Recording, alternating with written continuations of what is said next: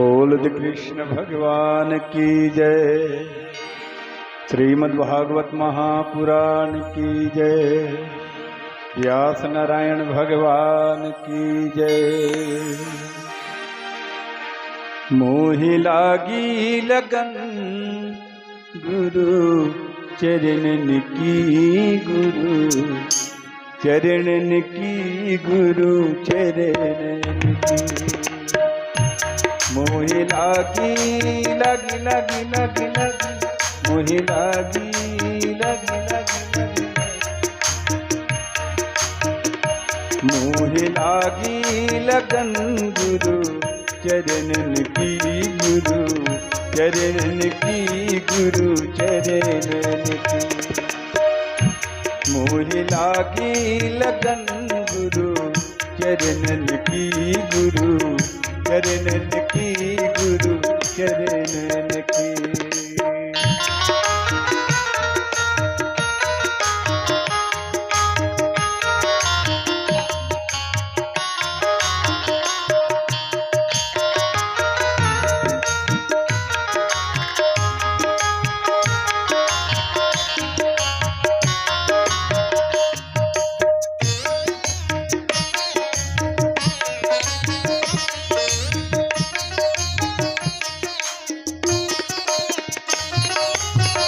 चरण बिना मोहे कछु नहीं भावे,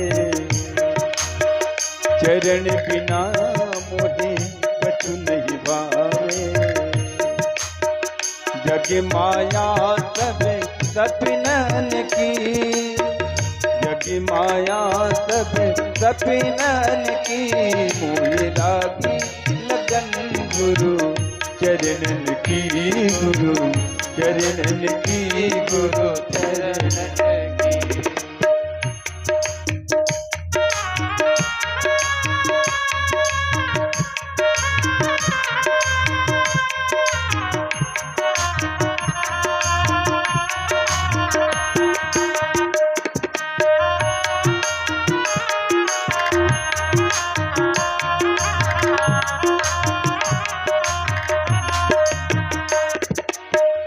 भवसागरी सब सूख गए हैं,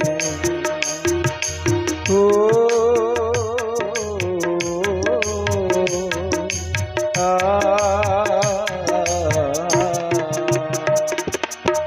भवसागरी सब सूख गए हैं।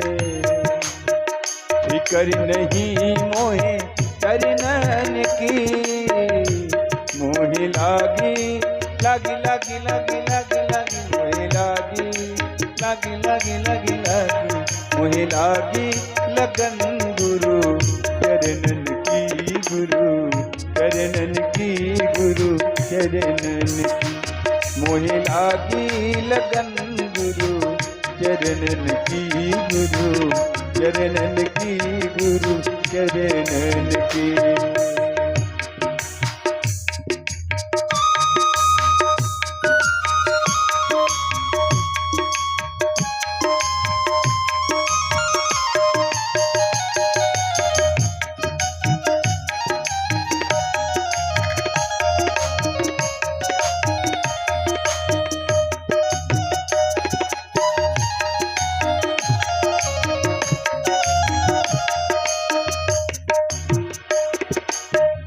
मीरा के प्रभु गिरधर नागर, मीरा के प्रभु गिरधर नागर। आप गही एक शरणन की, मोहि लागी लगन गुरु चरणन की, गुरु चरणन की, गुरु चरणन की। मोहि लागी लगन गुरु चरणन की, गुरु चरणन की, गुरु चरणन की, गुरु चरणन की, गुरु चरणन की, गुरु चरणन की, गुरु चरणन की। बोल कृष्ण भगवान की जय।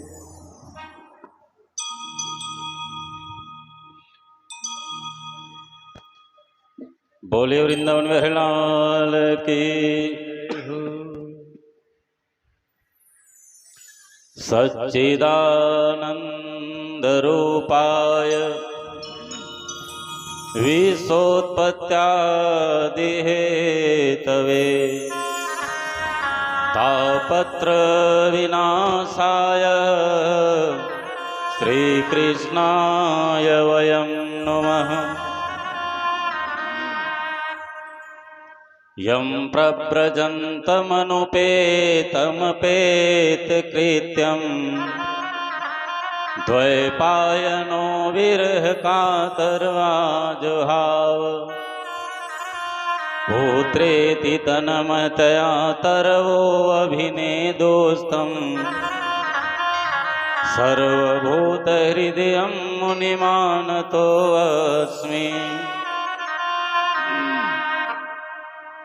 मनोजवं मारुततुल्यवेगं जितेन्द्रियं बुद्धिमतामरिष्ठं वतात्मजं वानरयोद्धमुख्यं श्रीरामदूतं शरणं प्रपद्ये। बोले वृंदावन बिहारी लाल के। पवन सुत हनुमान के जय हो। उमापति महादेव के जय हो। संत श्री रमण महाराज के जय हो। श्रीमद्भागवत महापुराण के जय हो। बोले श्री वेदव्यास जी महाराज के जय हो। श्री सुखदेव जी महाराज की जय हो। आइए हम सभी लोग जो कुछ समय हमें प्राप्त हुआ है आत्मीन महानुभाव ममतामयी करुणामयी वात्सल्यमयी माताओं प्यारे बच्चों उसे भगवान के सुंदर चरणों में सत्संग में मन को लगाने की प्रयास करें।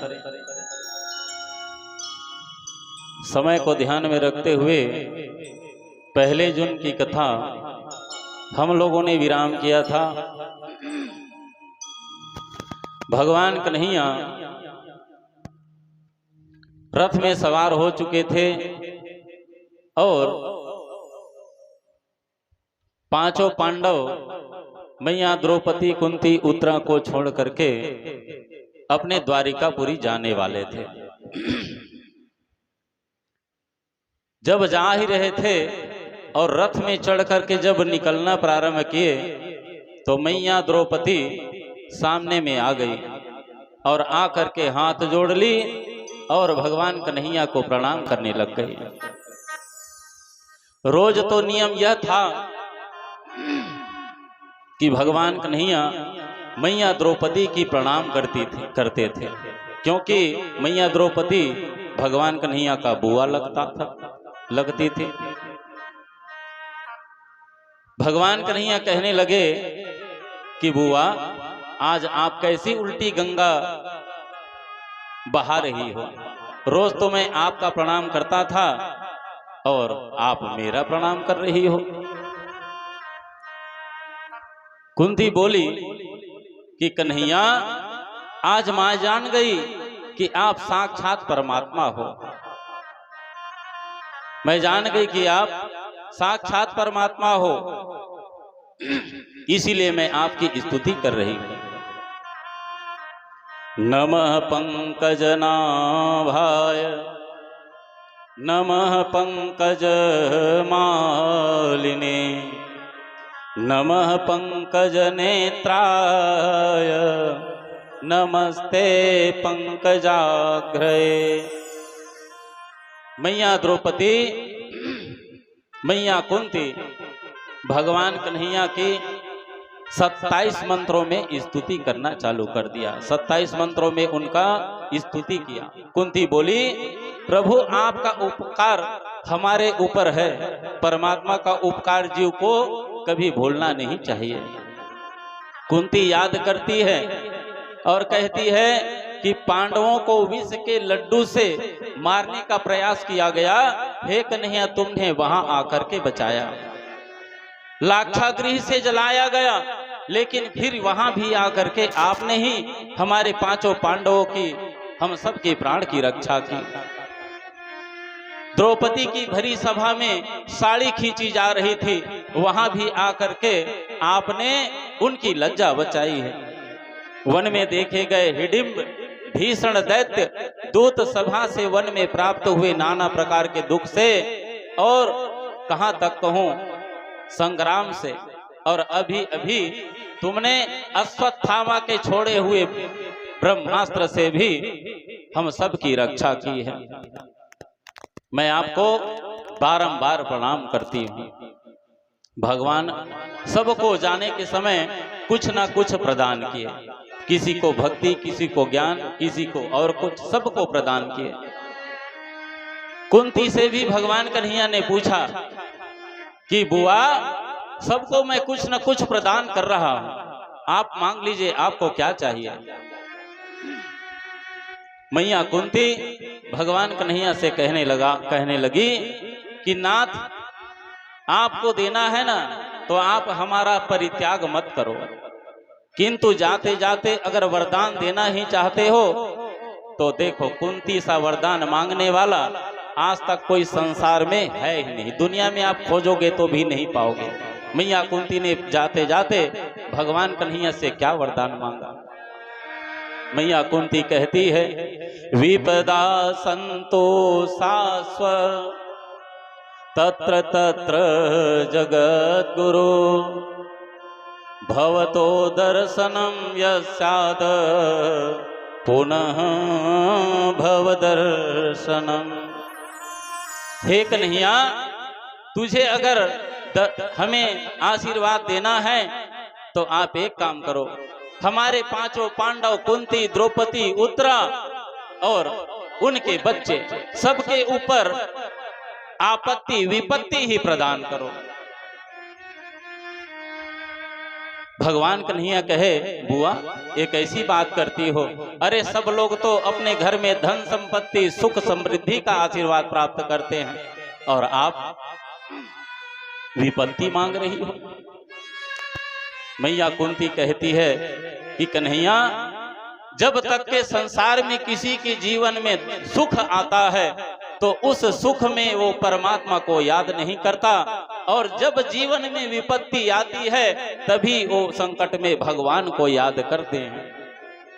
इसीलिए बलिहारी वह दुख को जो पल पल नाम सताए। हमारे जीवन में दुख भरा रहेगा तभी तो आपको हम बार बार याद करेंगे, और कहीं हम सुख में आ गए, हमारे पास लबालब धन संपत्ति आ गई तो उसी सुख में हमारा जीवन गुजर जाएगा, लेकिन आपका स्मरण हमारे जीवन से निकल जाएगा। भगवान ने सुंदर उनको आशीर्वाद दिया, और आशीर्वाद दे करके विदा होने लगे। उसी समय भगवान कन्हैया को भीष्म पितामह को दिए वचन याद आ गए।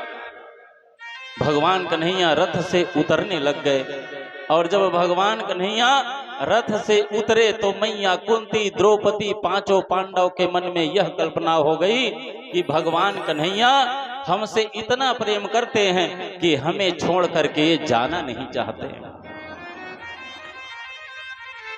पांचों पांडव, कुंती, द्रौपदी कहे कि महाराज आप यहीं रहना चाहते हो कन्हैया, एक आध 2-4 महीना और रह जाओ। तब कन्हैया कहे कि मैं आप पांचों पांडव, द्रौपदी, कुंती से तो मिल लिया, मैं आप लोगों के लिए वापस नहीं आ रहा हूं, मैं भीष्म पितामह के लिए आया हूं। भीष्म पितामह मेरा याद कर रहा है और उस बाण की सैया पर सोया हुआ है। महात्माओं की मृत्यु तिथि मंगलमय होती है। भगवान भीष्म को वचन दिए थे, जिस समय तुम्हारा अंतिम समय आएगा मैं तुमको दर्शन दूंगा। इसलिए भगवान कन्हैया रथ से उतर करके सुंदर, जहां भीष्म पितामह सरसैया पर कल्हा रहा है, दर्द के मारे उस मृत्यु की प्रतीक्षा कर रहा है, उत्तरायण की प्रतीक्षा कर रहा है, भगवान कन्हैया पांचों पांडव, द्रौपदी, कुंती, उत्तरा सबको लेकर के वहीं पर आए। जिस समय युद्ध चल रहा था कौरव पांडवों का, तो कौरव पांडवों के युद्ध के समय दुर्योधन ने भीष्म पितामह से कहा था कि महाराज भीष्म पितामह, आज कौरव और पांडवों के बीच में युद्ध 8 दिन बीत गया, लेकिन पांचों पांडव को मार नहीं सके, क्या बात है। तब भीष्म पितामह ने दुर्योधन से कहा, एक काम करियो दुर्योधन, आज रात को 12 बजे तुम अपनी धर्मपत्नी भानुमति को मेरे पास आशीर्वाद लेने के लिए भेजना, और मैं उनको रात को 12 बजे आशीर्वाद दूंगा सौभाग्यवती होने का। फिर तुम्हारा कोई बाल बांका नहीं कर पाएगा। क्यों? क्योंकि मेरा जो मुख से एक बार आशीर्वाद निकल गया वो पत्थर का लकीर होगा। जब दुर्योधन को बोले, ये बात की जानकारी भगवान कन्हैया को पड़ गई। भगवान कन्हैया जान गए और चिंता सताने लगी कि अगर दुर्योधन कहीं अपने धर्मपत्नी भानुमति को भीष्म पितामह के पास भेज दिया और उनको सौभाग्यवती का कहीं आशीर्वाद मिल गया तो दुर्योधन मारा नहीं जाएगा। भगवान कन्हैया चुपके से भानुमति मैया के पास गए और भानुमति मैया के पास जाकर के कहने लगे, देवी, अरे तुम इतने रात्रि आधा रात 12 बजे कहाँ जा रही हो? तब मैया भानुमति कहने लगी, महाराज मैं भीष्म पितामह के पास आशीर्वाद लेने जा रही हूँ। भगवान उनको दिग्भ्रमित कर दिए, उनका दिशा पलट दी और कहने लगे, अरे देवी भानुमति, तू तो घर की बहू है, रात को आधा रात के 12 बजे कहाँ जा रही है आशीर्वाद लेने? अरे आशीर्वाद लेना है कल सुबह चले जाना। और मैया भानुमति को वापस लाए, उनको वापस बुला लिए और भगवान कृष्ण ने दिमाग लगाया और किसको ले गए? मैया द्रौपदी को ले गए। और द्रौपदी को आशीर्वाद लेने के लिए जब गए वहां, तो भीष्म पितामह आंखें बंद करके सिंहासन पर बैठे हुए हैं। मैया द्रौपदी जहां पर भीष्म पितामह बैठा हुआ था गई और जाकर के उनके चरणों को पकड़ लिए और महाराज मुझे आशीर्वाद प्रदान करो। महाराज भीष्म पितामह उनको सौभाग्यवती होने का आशीर्वाद भी प्रदान कर दिया। मैया द्रौपदी उनसे पूछने लगी, क्या महाराज आपका दिया हुआ जो वरदान है, जो आशीर्वाद है, या सच्चा है कि झूठा है? भीष्म पितामह ने कहा, देवी जो मैंने कह दिया, आशीर्वाद दे दिया, वो बिल्कुल सच है, मैं कभी झूठ नहीं बोलता। और पांचों पांडवों का जो वध का प्रतिज्ञा किया था वो मात्र एक आवेश में किया था, गुस्सा में किया था, मैं पांचों पांडव को मारने वाला नहीं हूं। भीष्म ने कहा, तू ये तो बता, रात को 12 बजे मैं तो दुर्योधन की धर्मपत्नी भानुमति को बुलाया था, लेकिन ये द्रौपदी कहां से आ गई? जरूर इसमें कोई न कोई तो है जो शामिल है, जो द्रौपदी को भेजे होंगे। महाराज भीष्म पितामह जान गए तो पांचों पांडव में एक हैं जो खेल करने वाला कन्हैया। मैया द्रौपदी से पूछने लगे, ये तो बता देवी, तुम किसके साथ आई हो? द्रौपदी तो नहीं बोली, लेकिन जिस सिंहासन पर महाराज भीष्म पितामह द्रौपदी को आशीर्वाद देने के लिए बैठे थे, उसी सिंहासन के सामने एक सुंदर बहुत बड़ा गेट बना हुआ था। भगवान कन्हैया उस गेट के बगल में खड़े थे और उधर से हवा की झोंका चल रही थी। भगवान कन्हैया की पीला पीताम्बर उस दरवाजे में लहरा रहा था, झंडा ध्वजा की तरह। महाराज भीष्म पितामह जान गए कि हे मेरे कन्हैया, हे मेरे गोपाल, हे बांके बिहारी है, जो छुप करके वहां से सुन रहा है, देख रहा है, और इन्हीं ने आशीर्वाद देने के लिए, लेने के लिए द्रौपदी को यहाँ भेजा है। महाराज भीष्म पितामह उनको आशीर्वाद दिया और आशीर्वाद दे करके सिंहासन से उठे और दौड़ते दौड़ते भगवान कन्हैया के पास चले गए। भगवान कन्हैया के चरणों में गिर गए और सुंदर उनका आशीर्वाद लिए।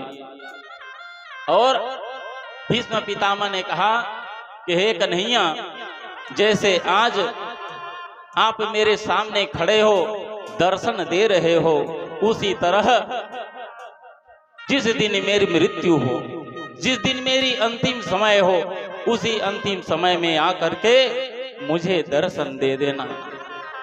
श्री कृष्ण बोले पितामह, पांचों पांडव को ले गए।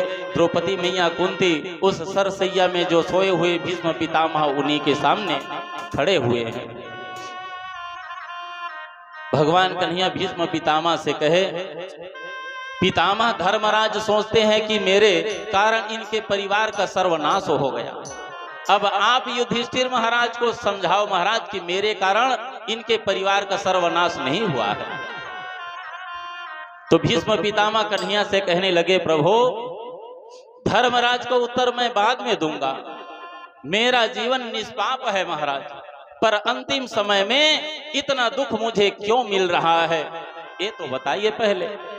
तब भगवान कृष्ण भीष्म पितामह से कहने लगा, आप कोई पाप नहीं किए हो पितामह, इसीलिए मैं तुम्हारे सामने आकर के तुमको दर्शन दे रहा हूं। ये तुम्हारा भाग्य है, लेकिन तुमने पाप होते देखा है। तुम्हारे जीवन में पाप नहीं है, तुमने पाप तो किया नहीं, लेकिन तुमने अपने आंखों से तो पाप किया है। भीष्म ने कहा, प्रभु मैं आपका हूं और मुझे सद्गति प्रदान करो। कृष्ण ने कहा, मैं आपको अपना कैसे मानूं? मेरे प्रिय अर्जुन के ऊपर आपने कितने बार बाण चलाए, कितने बार बाण चलाए थे? भीष्म बोले, प्रभु सारा जगत जानता है कि मैं पांचों पांडव से इतना प्रेम करता था, इतना प्रेम करता था कि मैं उसके विमुख खड़ा नहीं हो सकता था। पांचों पांडव से मन से प्रेम करता था, और ये तो मेरी मजबूरी थी, जो कौरवों का अन्न खाया था, इसलिए शरीर उनके तरफ था और मन पांचों पांडव के तरफ था महाराज। भगवान फिर कहे, फिर भी शरीर कौरव के तरफ तो था ना। तो भीष्म कहने लगे, प्रभु अगर मैं पांडव के साथ रहता तो आपका दर्शन नहीं हो पाता। अगर मैं कौरवों के तरफ खड़ा था तभी तो आपको सामने से दर्शन कर रहा था, और पांचों पांडव के तरफ होता तो आप बगल हो जाते, आपका दर्शन हो ही नहीं पाता। भगवान महाभारत के युद्ध में मैं हथियार धारण नहीं करूंगा, यह वचन दिए थे, लेकिन भीष्म पितामह ने वचन लिया था। उन्होंने भी कठोर प्रण लिया था कि मैं भगवान कन्हैया को उनके हाथ में जरूर कुछ न कुछ पकड़वाऊंगा, कुछ न कुछ अस्त्र धारण करवाऊंगा ही। और भगवान महाराज भीष्म पितामह ने उस रण युद्ध में महाराज अर्जुन के ऊपर इतने बाणों का प्रहार किया, इतना बाण चलाया कि महाराज अब तब बिल्कुल उनके ऊपर मुसीबत आने वाली थी। भगवान कन्हैया जान गए कि अब ये बाण चला रहा है, अब रुकने वाला नहीं है। तुरंत रथ से उतरे और वहीं एक रथ टूटा पड़ा हुआ था, उसी टूटे हुए रथ के पहिया को पकड़े और भीष्म पितामह की ओर दौड़ पड़े। महाराज भीष्म पितामह कहने लगे, आज मेरा जो प्रण था महाराज आज पूर्ण हो गया। हे कन्हैया, ये सोच करके उस रण क्षेत्र में जिस समय भगवान कन्हैया पहिया को लेकर के दौड़े, महाराज भीष्म पितामह ने 11 श्लोकों में भगवान कन्हैया का भीष्म ने स्तुति किया था। भीष्म प्रसंग का सारांश यही है कि भगवान का अनवरत ध्यान करते रहना चाहिए। जन्म जन्म मुनि जतन कराही, अंतराम के ही यावत नाही। कई जन्मों के पुण्य का उदय होता है तो मुश्किल से हमारे मुख से भगवान का नाम निकलता है। भीष्म पितामह का मुख्य सारांश, अनवरत भगवान का ध्यान करते रहो और अपने गृह का कार्य भी करते रहो और प्रार्थना भी करो भगवान से। इतना भी करना स्वामी जब प्राण तन से निकले, गोविंद नाम लेकर जब प्राण तन से निकले। श्री वृंदावन का स्थल हो, मेरे मुख में तुलसी दल हो, विष्णु चरण का जल हो, जब प्राण तन से निकले। मेरा सांवरा खड़ा हो, मुरली की स्वर भरा हो, तिरछा चरण धरा हो, जब प्राण तन से निकले। ये भाव कहीं मरने के समय आपके जीवन में आ गया तो आप जीवन भर कहीं पाप किए रहोगे, फिर भी से आपको मुक्ति से कोई हटा नहीं सकता। बस ये समर्पण की भाव मृत्यु के समय होना चाहिए। और मृत्यु के समय ये समर्पण की भाव कब आएगी?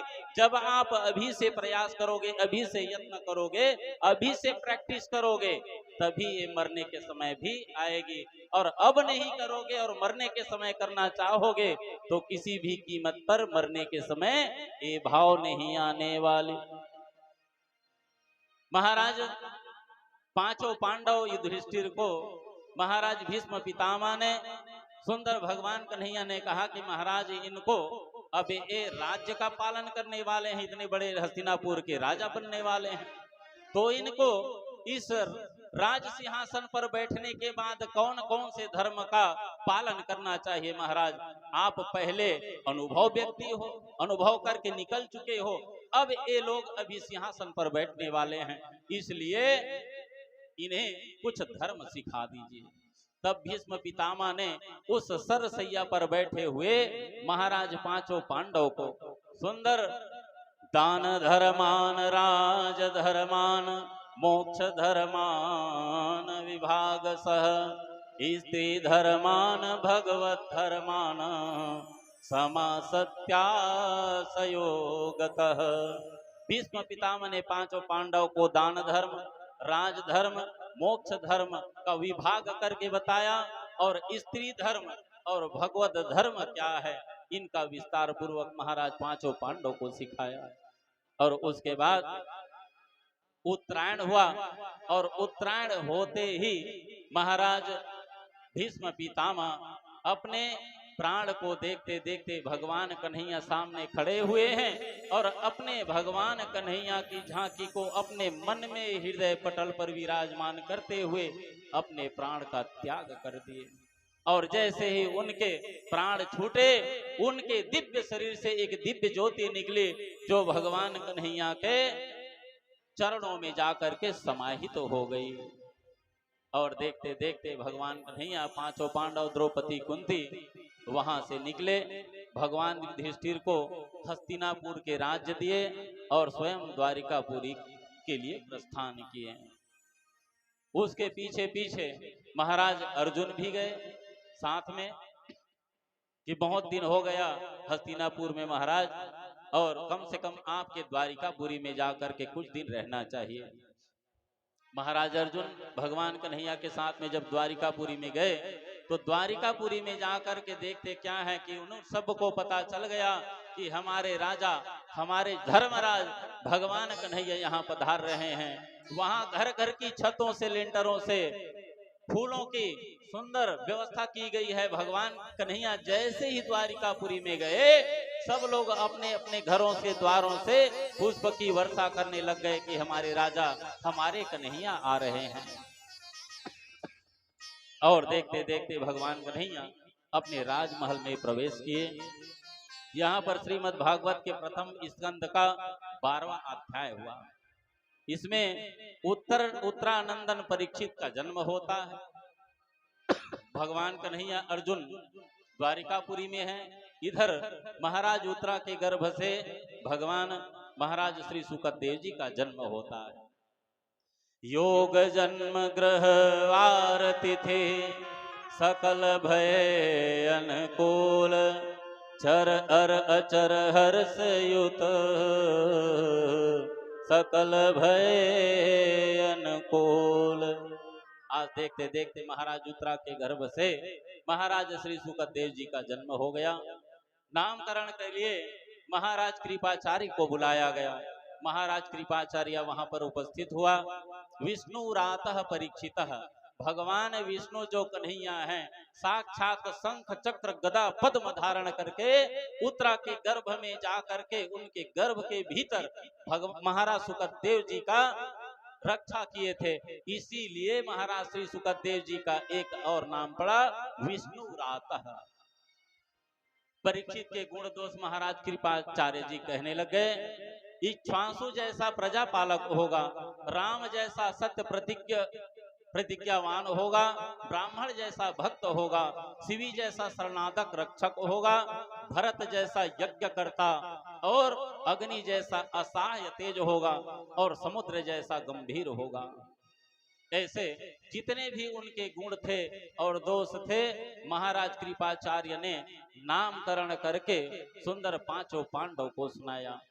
पांचों पांडव ने कहा, महाराज ये तो आपने सुंदर इनके अच्छे अच्छे गुण प्रदान कर दिए, अब एक आध कोई दोष थोड़ी है महाराज, उसको भी बता दीजिए।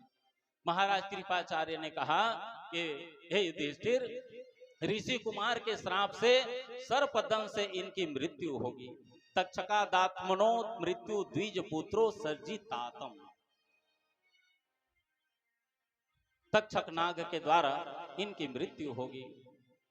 उसके बाद महाराज कृपाचार्य नामकरण करके सुंदर भोजन दक्षिणा लेकर के जहां से आए थे वहां प्रस्थान किए।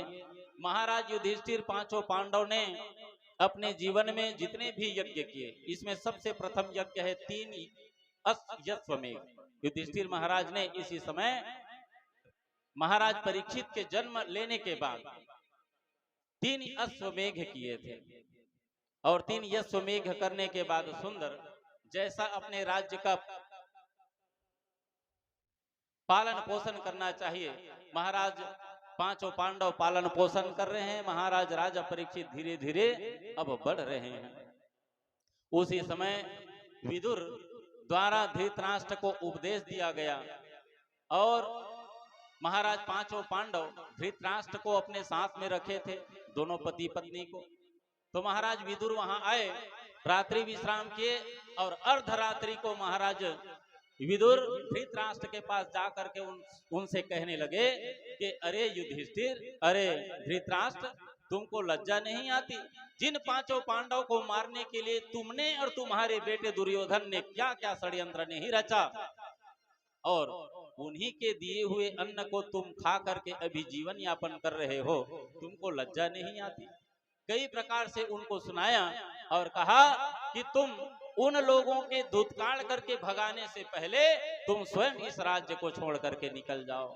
और महाराज विदुर ने उनको सुंदर शिक्षा प्रदान किया और गृह का त्याग करवा दिया। आधा रात्रि को ही महाराज धृतराष्ट्र वहां से निकल गए, उनकी धर्म पत्नी भी उनके पीछे पीछे निकल गई। ये हिमालय पर्वत में सप्त स्रोत नाम की नदी है, जहां 7 प्रकार की धारा बह रही है। वहां जाकर के सुंदर कुटिया बनाया और कुटिया बना करके भगवान नारायण का ध्यान करने लगा। कुछ दिन के बाद महाराज धृतराष्ट्र भी अपना प्राण त्याग दिया और जैसे ही प्राण त्यागे तो मैया जो उनकी धर्म पत्नी थी वह भी गांधारी ने वह भी सती हो गई महाराज धृतराष्ट्र के साथ में। और उसके बाद विदुर महाराज जी भी पांचों पांडव के पास आ गए। पांचों पांडव को आकर के महाराज सुंदर मिले और मिल करके फिर तीर्थ यात्रा करने के लिए महाराज विदुर जी निकल गए। अब पांचों पांडव के पास कौन आ गए? नारद की झनकार, वीणा की झनकार करते हुए नारद आ गए। नारद पांचों पांडव से मिले, महाराज युधिष्ठिर से मिले और मिल करके युधिष्ठिर को समझाए कि युधिष्ठिर, तुम्हारे जीवन अब 6 महीना बाकी है, 6 महीना के बाद कलयुग लगेगा और जैसे ही कलयुग आएगा तो आप लोग खुद समझदार हो, कलयुग लगने के बाद क्या क्या होता है। युधिष्ठिर कहे, तभी लगता है कि कलयुग अब का आगमन होने ही वाला है। आप सही कह रहे हो नारद जी, क्योंकि अब ठाकुर जी आनंद नहीं दिखाई दे रहे हैं। जो कुत्ता रात को चिल्लाना चाहिए वो दिन को भौंक रहा है, और जो कुत्ता को दिन को चिल्लाना चाहिए वो रात को आधा रात को चिल्ला रहा है। सियार दिन को चिल्ला रहे हैं, मतलब स्थिति परिस्थिति बिल्कुल विपरीत होती जा रही है। तब लग रहा है कि बिल्कुल अब कलयुग लगने ही वाला है। ऐसा बोल ही रहे थे कि अर्जुन महाराज जो भगवान कन्हैया के साथ में द्वारिकापुरी गए थे, द्वारिकापुरी से वापस आने लगे। उधर देखो द्वारिकापुरी में भगवान कन्हैया पीपल के वृक्ष के नीचे सोए हैं, वह भी समाप्त हो गए। जितने भी उनकी पटरानियां हैं पूरा द्वारिका धीस समाप्त हो गई और 2-4 पटनी बस बचे। भगवान कन्हैया परम धाम सिधार गए। इस बात की जानकारी 5 पांडव में 4 को पता नहीं, और जो अर्जुन महाराज जी द्वारिकापुरी गए थे भगवान कन्हैया के साथ में, उनको सब पता है, क्योंकि उनके सामने की घटना है। अब अंतिम समय में महाराज अर्जुन जब वहां से वापस आए तो मात्र 2-4 पत्नियां ही बची थी। तो 2-4 पत्नियां ही सही, ये सोच करके बचा लो करके वो महाराज अर्जुन ला ही रहे थे हस्तिनापुर की। रास्ते में 2-4 भिलनी मिल गई और वो लोग भी ये चारों पत्नियों को छीना झपटी करके ले गए। पुरुष बलि नहीं होत है, समय होत बलवान, अर्जुन लूटे भीलनी, वही धनु ही वही बाण। अब महाराज अर्जुन इतना दुखी हो गए, क्योंकि प्राणों से प्यारे भगवान कन्हैया थे। उनके आपत्ति विपत्ति में तो वही कन्हैया साथ दिए थे, इसलिए प्राणों से भी ज्यादा प्रेम करते थे, प्राणों से ज्यादा प्रिय थे। महाराज अर्जुन जब उधर से वापस आए, चारों पत्नियों को भी भिल्लनियों ने लूट लिया, तो उनका जो मुख है उदास हो गया, मलिन हो गया। दुखी के मारे उनकी जो चेहरे थे फूलने लग गए और आंसू तो निरंतर बह ही रहा था। जैसे ही हस्तिनापुर में आए तो 5 पांडव से मुलाकात हुआ महाराज अर्जुन का। तो यहाँ अर्जुन का मुलाकात हुआ, दोनों के बीच में संवाद हुआ।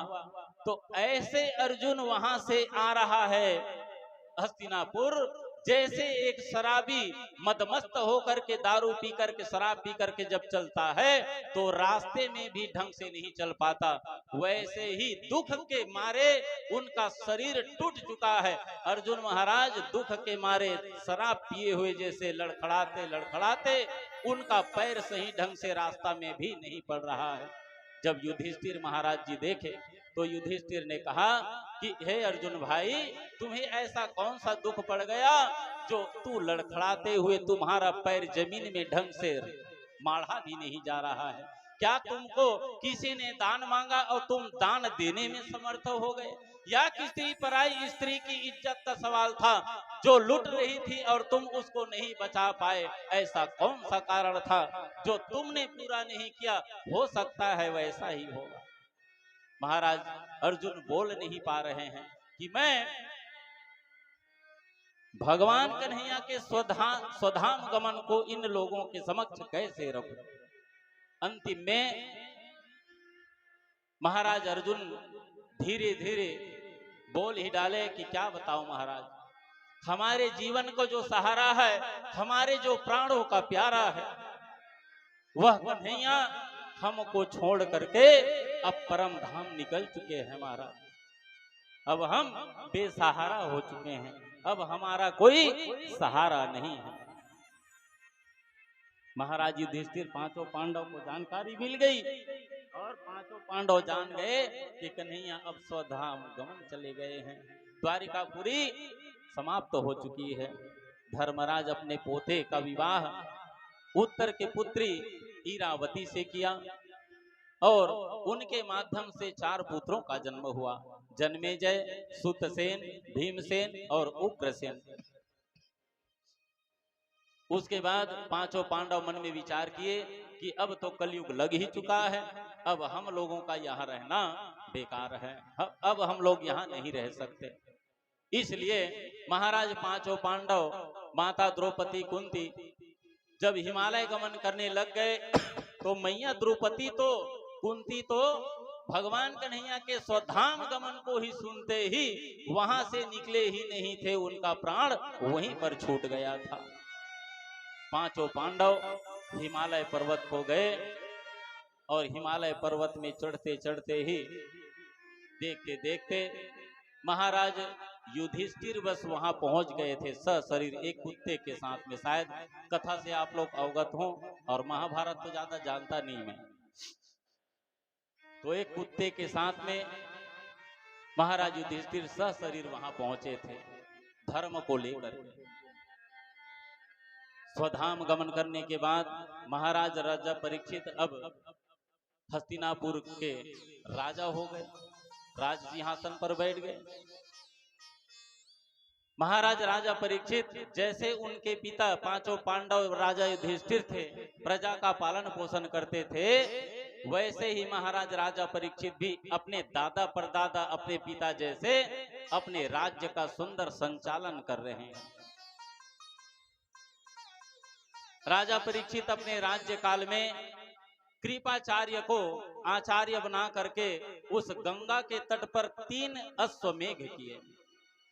उस 3 अश्वमेघ करने के बाद ब्राह्मणों को बहुत सारी पुष्कल दक्षिणा प्रदान किया, स्वर्ण के चांदी के कई प्रकार के दान लुटाया।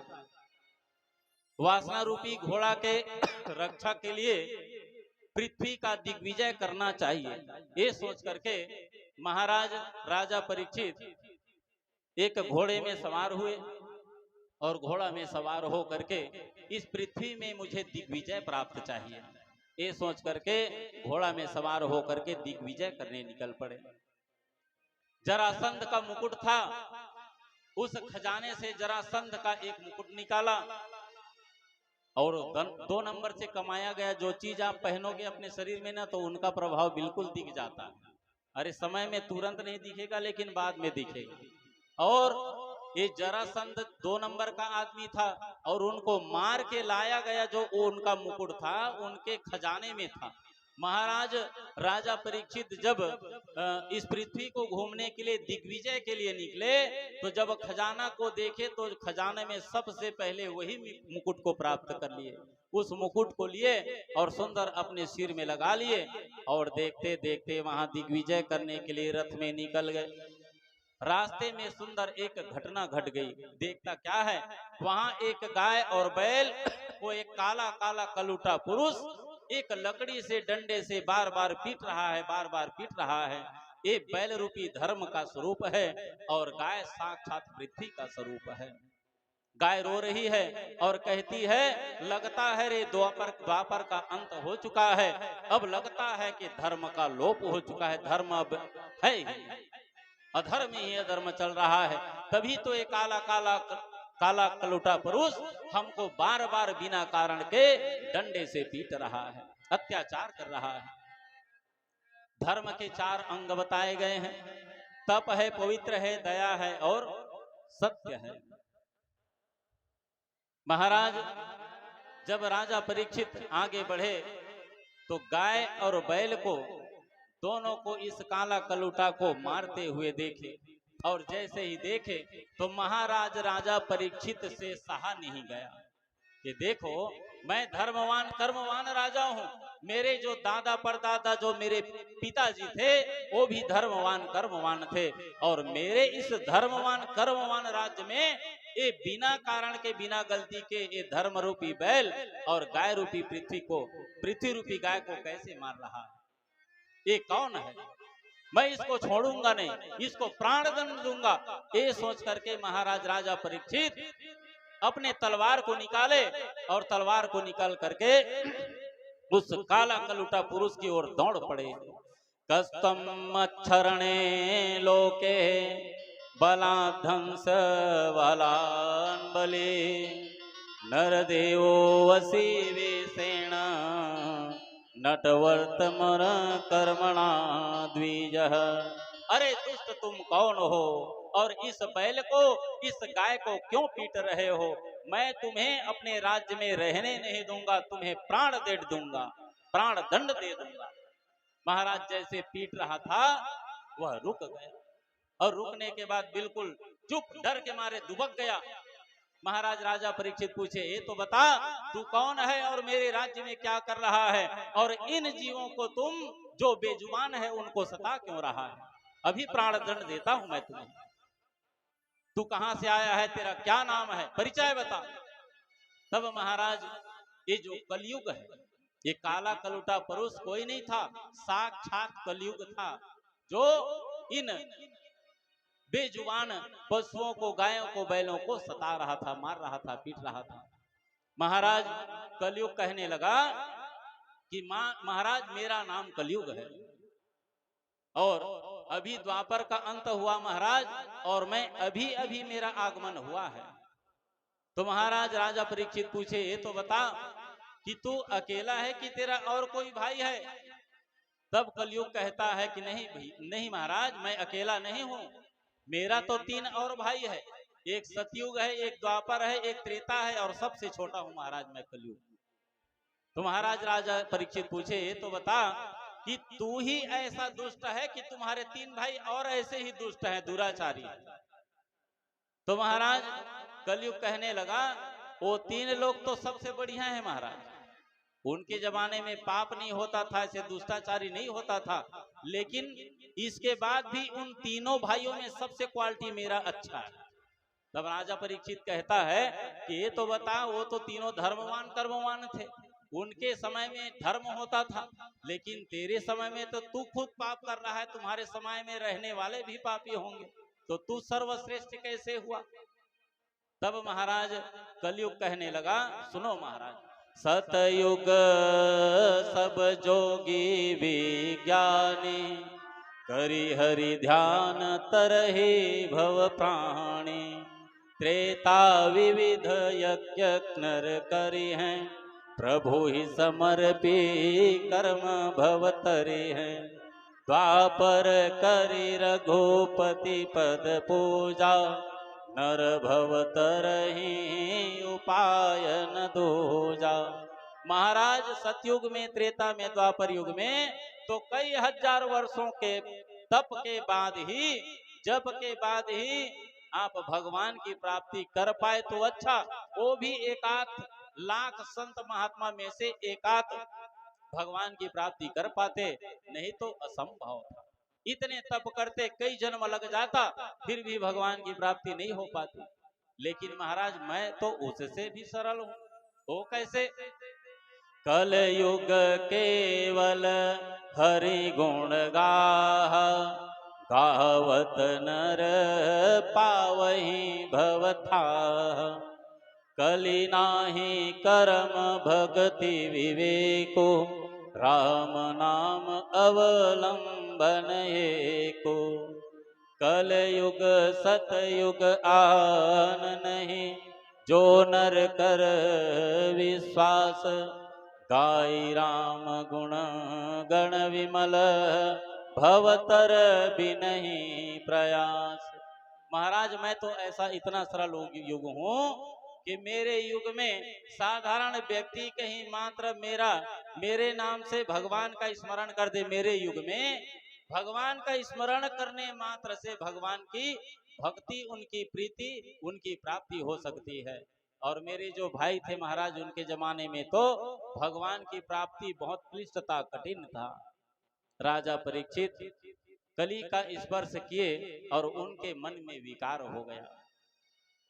महाराज राजा परीक्षित उनको मारने के लिए उद्दंड हो गए थे, स्पर्श कर लिए थे, और साक्षात कलयुग का असर उनके मुकुट पर था, इसलिए कली का उनके ऊपर थोड़ा असर पड़ गया। अब महाराज राजा परीक्षित उनको कहे कि तुम एक काम करो, तुम कैसा भी रहो, तुम्हारे पास जो भी गुण अवगुण है उससे मुझे कोई लेने देना नहीं। अब तुम इतने सुंदर सरल अपना गुण बता दिए हो तो तुमको मारूंगा नहीं, छोड़ देता हूं, क्योंकि सबका कल्याण होना है, इसलिए तुमको मारूंगा नहीं, छोड़ देता हूं। लेकिन मेरे राज्य से तुम निकल करके और कोई दूसरा राज्य धारण कर लो। तो कलयुग कहने लगा, पूरा पृथ्वी तो आपका ही है महाराज, आप चारों तरफ आप ही आप हो, मैं जहां जाता हूं आपको ही खड़े देखता हूं, तो बताइए मैं कहां जाऊं, आप ही बता दो मैं कहां रहूंगा। तब महाराज राजा परीक्षित कलयुग को 4 स्थान बताए। द्यूतम पानम स्त्रिय यनाम, सोना यत्र धर्म चतुर्विधा। धृत स्थान, धृत स्नान मतलब होता है जहाँ जुआ खेला जाता है, जहाँ पर लोग जा करके जुआ खेलते हैं उसे धृतम पानम, धृत स्नान कहा जाता है। वहां भी 1 नंबर का काम नहीं बल्कि 2 नंबर का काम होता है, और जहां 2 नंबर का काम होता है वहां साक्षात महाराज कलयुग का वास होता है। उसके बाद दूसरे नंबर पर दिया पानम, पानम मतलब हुआ मदिरालय, जहाँ शराब लोग बैठ करके पीते हैं, वहाँ भी साक्षात कलयुग का वास है। वहाँ जो बैठ गया समझो वो साक्षात कलयुग का प्रभाव है, उनके जीवन में ही कलयुग का असर पड़ रहा है। तीसरा वैश्यालय, जहाँ वैश्यावृत्ति होती है वहाँ भी साक्षात कलयुग का असर रहता है। और एक वध स्नान, जहाँ बकरी भेड़ों को मारा जाता है कसाई के द्वारा, उस वध स्थान में साक्षात कलयुग का असर होता है। अब ये चारों स्थान प्राप्त करने के बाद महाराज कलयुग कहने लगा कि महाराज ये तो चारों स्थान ऐसे ऐसे दियो हो महाराज, अच्छा क्वालिटी वाला है ही नहीं। ये जितना 4 स्थान दिए हो सब बिगड़ा बिगड़ा है। शराब स्थान दिए हो, जुआ स्थान दिए हो, वेश्यालय दिए हो महाराज, ये क्या है, सब खराब खराब जगह दिए हो। एक आध तो कोई अच्छा स्थान दे दो महाराज, जहां अच्छा चैन से रह सकूं। तब महाराज राजा परीक्षित उनके बार बार प्रार्थना करने के बाद पुनश्च याचमानाय जात रूपा मदात प्रभु ततो अंडितम नदम कामम रजो वैरम च पंचमम। जाओ तुम बार बार याचना करते हो तो जाओ, मैं तुमको अनायास उनके मुख से निकल गया, जाओ मैं तुमको स्वर्ण में भी एक स्थान दे देता हूँ। और जैसे ही स्वर्ण में भी एक स्थान दे देता हूँ उनके मुख से निकला, महाराज ये जो कलयुग है मन में विचार करने लगा कि महाराज आप सबसे पहले, मैं जब आप स्वर्ण में दे दिए हो तो अभी आप मुकुट पहने हो महाराज, पहले तो प्रैक्टिकल मैं आपके ही ऊपर कर लेता हूँ, बाद में पता चलेगा कि मुझे स्थान मिला है कि नहीं मिला है। और देखते देखते महाराज जरासंध के द्वारा दिए गए जो स्वर्ण का मुकुट था उसी में जा करके महाराज कलयुग साक्षात विराजमान हो गया। ऐसे करके 5 स्थान महाराज कलयुग को मिला। कलयुग परीक्षित के स्वर्ण मुकुट में बैठ गया। अब महाराज कलयुग वहां से निकला बताए हुए स्थानों में रहने के लिए। राजा परीक्षित अपने घोड़े पर सवार हुआ, रथ में सवार हुआ और निकला दिग्विजय करने के लिए, शिकार करने के लिए निकला। शिकार करने के फिर लिए निकला तो बहुत दूर जाने के बाद महाराज राजा परीक्षित को प्यास सताने लग गई, थका मांदा सा रहने लगा। और जब उनका गला सूख गया तो जल के खोज करते करते महाराज राजा परीक्षित कहाँ चले गए, पास में देखा कि श्रमिक का आश्रम वहीं उस जंगल से लगा हुआ है। महाराज श्रमिक के आश्रम में चला गया और वहां जाने के बाद देखता क्या है, महाराज श्रमिक सुंदर अपने योग ध्यान में तप कर रहे हैं, आंखें बंद करके बैठे हुए हैं। महाराज राजा परीक्षित घोड़े पर सवार है और आश्रम के बाहर से ही बार बार उनको आवाज लगाना चालू कर दिया कि महाराज मेरा गला रूंध रहा है, प्यास के मारे सूख रहा है, कोई पानी पिला दो, कोई पानी पिला दो, कोई पानी पिला दो।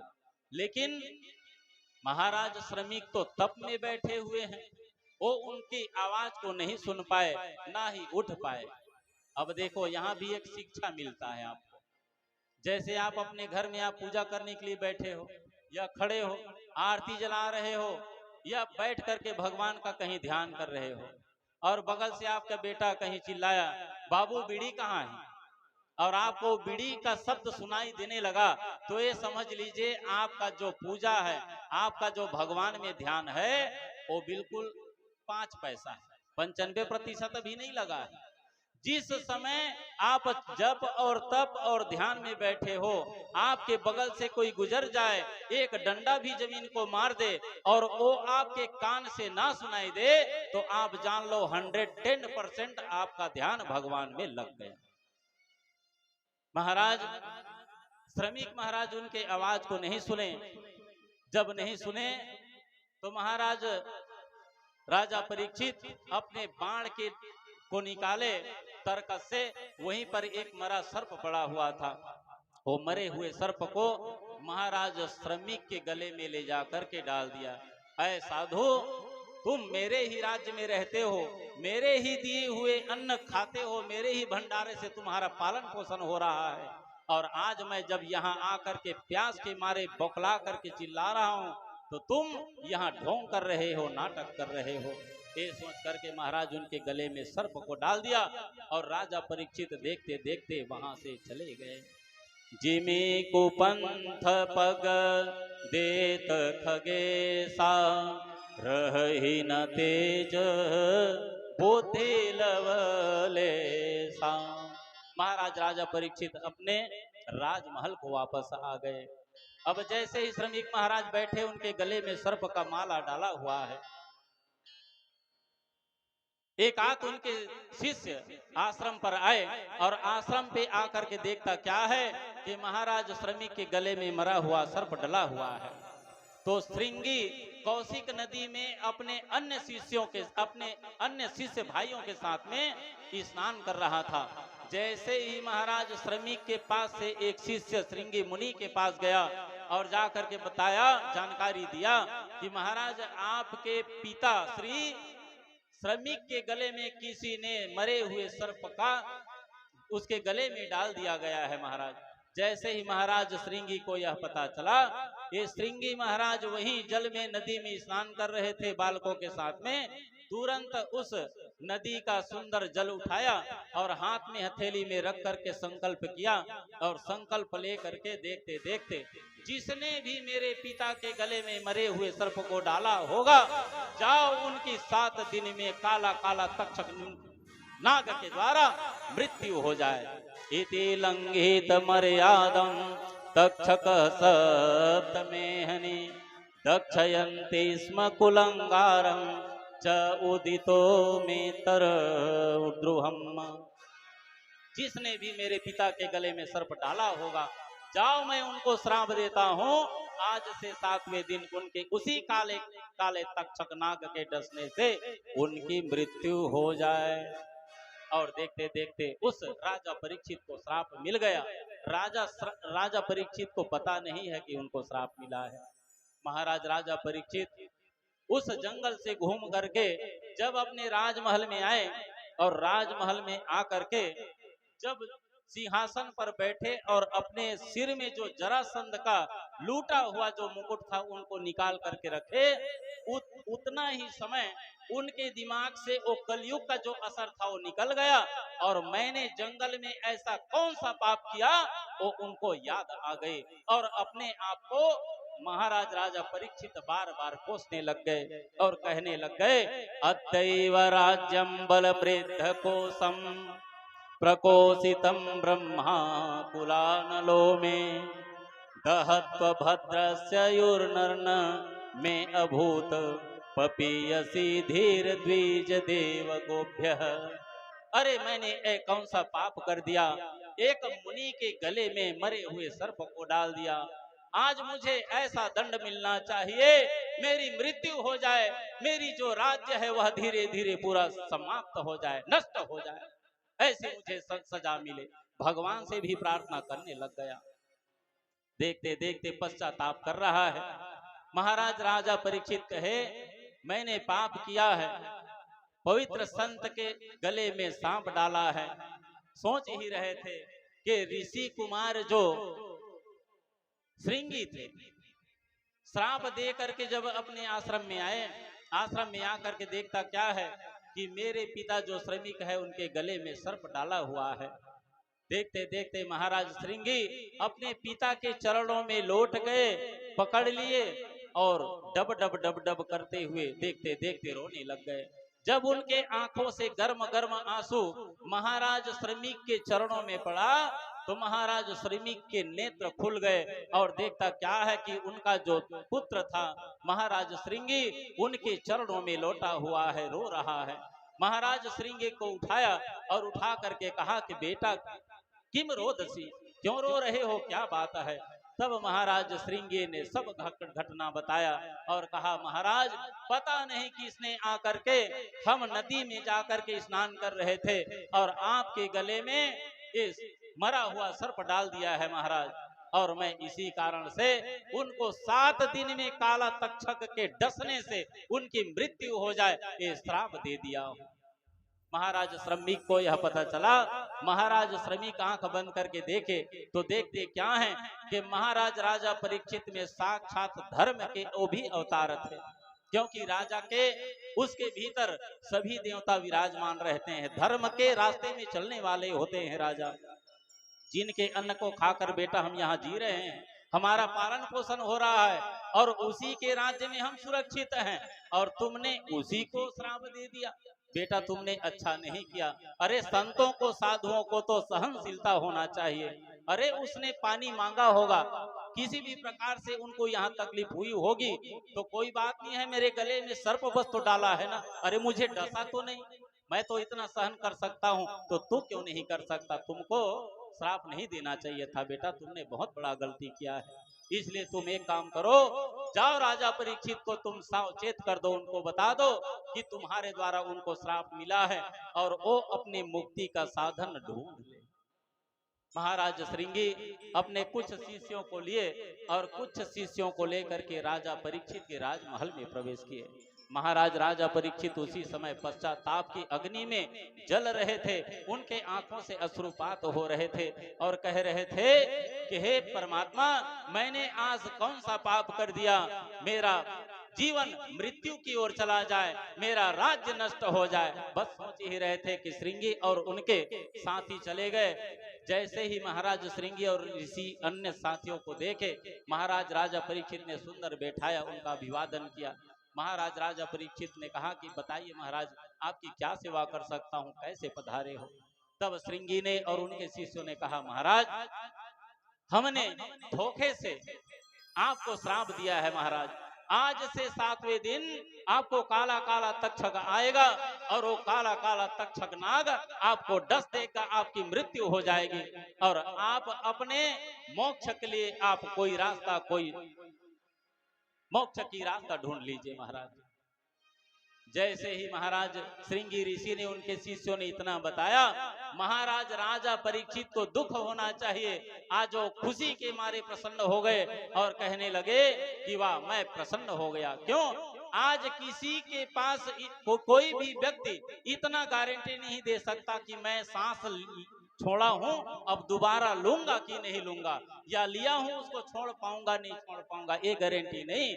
लेकिन ऋषियों के द्वारा उनको इतना तो गारंटी मिल गया कि उनके जीवन में 7 दिन, अभी भी 6 दिन बाकी है, 7वां दिन मेरी मृत्यु होगी। इसलिए महाराज राजा परीक्षित प्रसन्न हो गए और प्रसन्न होकर के महाराज उन ऋषियों को विदा किए। परीक्षित के मन में देखते देखते वैराग्य हो गया। अब मुझे 7 दिन में मरना है, तो इस राज्य पाठ को मैं रख के क्या करूंगा, ये सोच करके महाराज परीक्षित मन में वैराग्य धारण करके सबसे बड़े बेटे जन्मेजय को राज्य सौंप करके स्वयं की मुक्ति के लिए गंगा के किनारे चले गए। गंगा के किनारे गए, वहां तमाम बड़े बड़े ऋषि मुनि महात्मा सुंदर महाराज परीक्षित के आगमन को सुन करके या स्वयं की सत्संग के बहाने उस गंगा नदी के तट पर सुंदर सभी ऋषि मुनि एकत्रित हुए हैं। वहीं पर महाराज राजा परीक्षित देखते देखते उस गंगा के तट पर पहुंच गए, जहां 88,000 महात्मा लोग सुंदर बैठे हुए हैं और सत्संग की चर्चा कर रहे हैं। ततश्च वह पृच्छामीमं विपृच्छे विस्रभ्य विप्रा इति कृष्णताया सर्वतात्मना म्रियमाणश्चैव कृत्यं शुद्धं च तत्रामृषताभियुक्ता। महाराज राजा परीक्षित जब वहां पहुंचे तो वहां अत्रि है, वशिष्ठ है, च्यवन है, पराशर है, भरद्वाज है, अरिष्टनेमी है, भृगु, अंगिरा, विश्वामित्र, परशुराम, मेधातिथि, देवल, गौतम, पिप्पलाद, ऐसे बड़े बड़े संत महात्मा है जो जिनका उम्र 1-1, 2-2 हजार वर्ष बीत चुका। कई ऐसे संत हैं जो चारों चतुर्युग को देख करके बैठे हुए। महाराज राजा परीक्षित वहां पहुंचने के बाद सुंदर सभी ऋषियों का अभिवादन किया, प्रणाम किया और प्रणाम करने के बाद देखो, जब किसी के जीवन में बहुत बड़े पुण्यों का उदय होता है तभी सत्संग का मौका मिलता है। राजा परीक्षित ने भी अपने जीवन में 3 अश्वमेघ किया था और उनके पिताओं ने भी कई अश्वमेघ किए थे। उनके पूर्व में कितने उनके जीवन में पुण्य हुआ था, उसी का आज नतीजा हुआ कि महाराज 88,000 महात्माओं का संत संग प्राप्त हो रहा है। तात मिले पुनि मात मिले, सुत भ्रात मिले, जुबती सुखदाई, राज मिले गजबाज मिले, सब साज मिले मनोवांछित पाए। लोक मिले सुर लोक मिले, विधि लोक मिले बैकुंठ ही जाए। सुंदर और मिले सब ही, संत समागम दुर्लभ भाई। आज सत्संग को प्राप्त कर गए और वहां जाने के बाद राजा परीक्षित संत समागम में खड़े हुए हैं, हाथ जोड़े हुए हैं, और हाथ जोड़ करके सभी संतों का प्रणाम किया और सुंदर उनके सामने एक प्रश्न रखा और कहने लगा, ये तो बताइए हे संत महात्माओं कि आप सभी विद्वान से विचार करके मुझे बताइए कि सबके लिए सब अवस्थाओं में और थोड़े ही समय में मरने वाले को क्या करना चाहिए। जो पुरुष सर्वथा मरणासन्न है उसके लिए क्या व्यवस्था है, उनके लिए कोई उचित मार्ग बताइए। साथ ही यह भी बताइए कि मनुष्य मात्र को अपने जीवन में करना क्या चाहिए। वे किसका श्रवण करे, किसका जप करे, किसका स्मरण करे और किसका भजन करे तथा किसका त्याग करना चाहिए। जब महाराज राजा परीक्षित 88,000 महात्माओं से पूछे तो महाराज राजा परीक्षित के प्रश्नों को सुन करके 88,000 महात्मा स्तब्ध हो गए, उनके जवाब को नहीं दे सके। राजा परीक्षित को सुखदेव जैसे गुरु मिला। जब राजा परीक्षित के प्रश्नों के उत्तर नहीं दे पाए, सब मौन हो गए, तो महाराज अचानक श्री सुखदेव जी का आगमन हुआ। अब ये सुखदेव जी महाराज जी मात्र 12-16 वर्ष के ही हैं, ज्यादा नहीं, और विद्वानों में तो इतने विद्वान हैं कि 88,000 संत भी उनके सामने नतमस्तक होते हैं। जब श्री सुखदेव जी महाराज जी का आगमन हुआ तो सभी 88,000 महात्मा वहां से उठ गए। महाराज राजा परीक्षित तो खड़े ही थे, सब उनका स्वागत किए।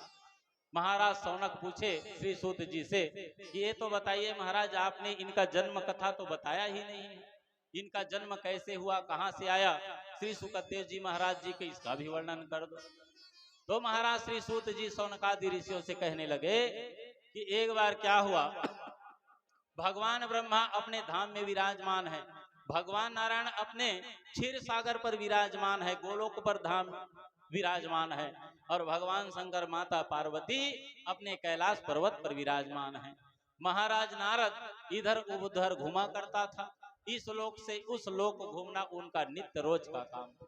महाराज नारद ब्रह्मलोक गए, ब्रह्मलोक से विष्णुलोक, विष्णुलोक से भगवान शंकर जी के पास कैलाश पर्वत में चले गए। कैलाश पर्वत में जाने के बाद सुंदर माता पार्वती ने उनको सुंदर आसन दिया। नारद जी बैठिए बैठिए, आपका स्वागत है, कैसे कहाँ से आपका आगमन हो रहा है, उसका सुंदर कुशल क्षेम पूछा, बैठाया, और बैठाने के बाद सुंदर जो पकवान 56 प्रकार का बना हुआ था, महाराज नारद जी को सुंदर पकवान खिलाया। और पकवान खिलाने के बाद जब भर पेट भोजन कर लिया, तब नारद जी महाराज जी निकलने लग गए। माता पार्वती पूछने लग गई कि महाराज इस व्यंजन में कोई कमी तो नहीं था महाराज। नारद जी कहने लगा, नहीं देवी, कोई कमी नहीं था, और आप लोग जैसे प्रेम करने वाले मुझे और कहाँ मिलेंगे। वैसे भी आपको भी भगवान शंकर उतना ही प्रेम करते हैं जितना आप उनसे प्रेम करते हैं, वैसे ही मैं आप सभी देवताओं, आप तीनों देवी देवताओं को माता पिता ही मानता हूं। जब जाने लगे तो जाने से पहले महाराज नारद ने भगवान मैया पार्वती से कहा, ये तो बताओ देवी, मैं तो आप सबसे प्रेम करता हूं, आप तो लोग बिल्कुल मेरे माता ही पिता हो, आप हो नारायण हो भगवान ब्रह्मा है तो माता पिता ही, आप भी मुझे पुत्र ही मानती हो, लेकिन आप दोनों के बीच में अच्छा बनता है कि नहीं बनता, अगर कुछ बिगड़ा होगा तो बना दूंगा, ये कहे। तो मैया पार्वती कही कि नहीं महाराज, हम दोनों के बीच में तो अच्छा प्रेम है। अरे भगवान जो हमारे पति भोलेनाथ हमसे इतना प्रेम करते हैं कि एकदम ज्यादा, हम बता नहीं सकते, वर्णन नहीं कर सकते। तब महाराज नारद कहने लगे, ये तो बताओ मैया पार्वती कि आपके जो पति हमारे भोलेनाथ हैं सच में आपसे ज्यादा प्रेम करते हैं तो ईमानदारी के साथ बताना, झूठ मत बोलना, उनके गले में जो 108 मुंडों की माला है वो किसका है? माता पार्वती कोई जानकारी नहीं थी। माता पार्वती कहने लगी, प्रेम तो बहुत करते हैं, इसमें संदेह नहीं है नारद जी, लेकिन वो मुंडमाला बस के बारे में मैं नहीं जानती। तब महाराज नारद कहने लगा कि देवी सब कुछ जानती हो और आज तक के आप उनके साथ में बगल में बैठी हो और उनके गले में जो मुंडमाला है उसके बारे में आज तक के आपको नहीं बताया, मतलब आपसे वो छुपाता है राज को छुपा करके रखता है, सब राज नहीं बताता। इसलिए आपके प्रति जो उनका प्रेम है बिल्कुल 10% तो बिल्कुल कम है, तभी राज को छुपा करके रखता है। अब तुम जानो भाई, तुम्हारा काम जाने मेरा क्या है करके नारायण नारायण करते हुए वहां से निकल गए, बीज को बो दिया। अब मैया पार्वती के मन में लगने लगा सच में बात है, आज तक के इतना दिन हो गए इसके बगल में मैं बैठती हूँ, 24 घंटा 100 प्रकार पूजा कर रही हूँ, कई प्रकार की वार्तालाप चल रहा है, लेकिन आज तक मुंडमाला के बारे में नहीं बताया शंकर जी। आज बिल्कुल कुछ न कुछ बात है, आज जरूर पूछूंगी। और लगता है नारद कह करके गए हैं कि मेरे से प्रेम कम करते हैं, वाकई में कम प्रेम करते होंगे। ये सोच करके माता पार्वती भगवान शंकर के पास गई और जा करके भगवान शंकर से कहने लगी, ये तो बताइए महाराज, आप मुझसे प्रेम कम करते हो ऐसा लग रहा है, आज मुझे आभास हो गया। तो महाराज भगवान शंकर ने कहा, देवी अरे इतने दिनों से आप मेरे बगल में बैठ रही हो और इतने में भी आपको संदेह है कि मैं आपको इतना कम प्रेम करता हूं? अरे आपसे ज्यादा मैं किसी को प्रेम ही नहीं करता, इतना प्रेम करता हूं आपसे। तो ये तो बताइए महाराज, इतना दिन हो गया, ये आपके गले में मुंडमाला है, उसके बारे में आज तक क्यों नहीं बताया? तो भगवान शंकर ने कहा, देवी ये मुंडमाला के बारे में आपको किसने कह दिया, ये तो बताओ। अरे पहले पूछी होती तो पहले से ही बता दिया होता, अरे आज पूछ रहे होता आज जरूर बताऊंगा। तो नारद जी आए थे और सूचना दिए हैं, जान गए महाराज भगवान शंकर कि बीज बो करके चले गए हैं, तो अब इसको निपटाना ही पड़ेगा। तब भगवान शंकर माता पार्वती से कहे कि देवी ये जो मुंडमाला पहना हुआ हो ना, ये कोई और नहीं है रे, ये तुम्हारा ही मुंडमाला है। आप जितने बार मरी हो, जितने बार आपको मृत्यु प्राप्त हुआ है, मैं आपके प्रेम में इतना पगला गया था, इतना आसक्त हो गया था कि बार बार आपके मुंडे के माला को मैं अपने गले में माला की तरह धारण किया हूँ, इतना प्रेम करता हूँ मैं आपसे, क्या बताऊं। तब माता पार्वती कहती है, ये तो बताइए महाराज, मैं 108 आपके गले में जो माला है 108 बार मर चुकी हूँ, आप कितने बार मरे हो? तो भगवान शंकर कहता है कि देवी मैं तो अमृत पान कर लिया हूँ, मैं कहाँ मरने वाला, मैं मरूंगा ही नहीं। तो ये तो बताइए फिर मैं क्यों मरती हूँ? तो आपको अमृत का पान नहीं मिला है, इसलिए आप बार बार मर जाती हो। अब मैया पार्वती उनसे जिद करने लग गई कि जब तक के वो अमृत का पान मुझे नहीं कराओगे तब तक के अब मैं ये बात को समाप्त करने वाली नहीं। आप नहीं मरते तो मैं भी नहीं मरना चाहती, अब मैं भी वैसी ही आपकी तरह अटल रहना चाहती हूँ। भगवान शंकर कहे, कोई बात नहीं देवी, आप अटल रहना चाहती हो तो आपको भी अमृतमय बना देंगे। तो एक काम करते हैं, उसके लिए आपको कथा का श्रवण पान करना पड़ेगा, और कथा का श्रवण पान करोगी, भगवत कथा सुनोगे, हमारे इष्ट देव रघुवीरा की कथा सुनोगी, तब तुम अमृत को प्राप्त कर लोगी, फिर तुम्हें और जन्म और मरण की शकल भी नहीं देखना पड़ेगा। और देखते देखते भगवान शंकर ने एक सुंदर बड़ के वृक्ष में गया, बड़ के वृक्ष नीचे जा करके बैठ गया और अपने डमरू की आवाज लगाई और 3 ताली मारे। 3 तालू में जितने भी निर्जीव, जितने भी जीवित अवस्था में जो घूम रहे थे, फिर रहे थे, वो तीनों प्रकार के सभी जीवों को उस वन से, उस जंगल से सबको निकाल करके भगा दिए। सब उनके ताली की आवाज को सुने और डमरू की आवाज को सुने तो जितने भी पशु पक्षी थी उस जंगल को छोड़ करके फरार हो गए। अब वहां जिस बड़ के वृक्ष के नीचे भगवान शंकर माता पार्वती बैठे थे कथा सुनने और सुनाने के लिए, उसी वृक्ष में एक विगलित अंडा पड़ा हुआ था उस तोते का, जो गल गया था, खराब हो गया था। भगवान शंकर माता पार्वती सामने में बैठी हुई है श्रोता बन करके, भगवान शंकर वक्ता बन करके मैया पार्वती को कथा का श्रवण पान करा रहे हैं। जैसे ही कथा श्रवण पान कराना चालू किए और देखते देखते श्रीमद् भागवत महापुराण के 10वें स्कंद में जैसे ही भगवान शंकर गए कथा का श्रवण पान करा रहे हैं, मैया पार्वती की धीरे धीरे निद्रा आने लगी। और इधर जो विगलित अंडा था, एक ताली मारे तो दो थोड़ा खराब था, वो धीरे धीरे ठीक होना चालू हो गया।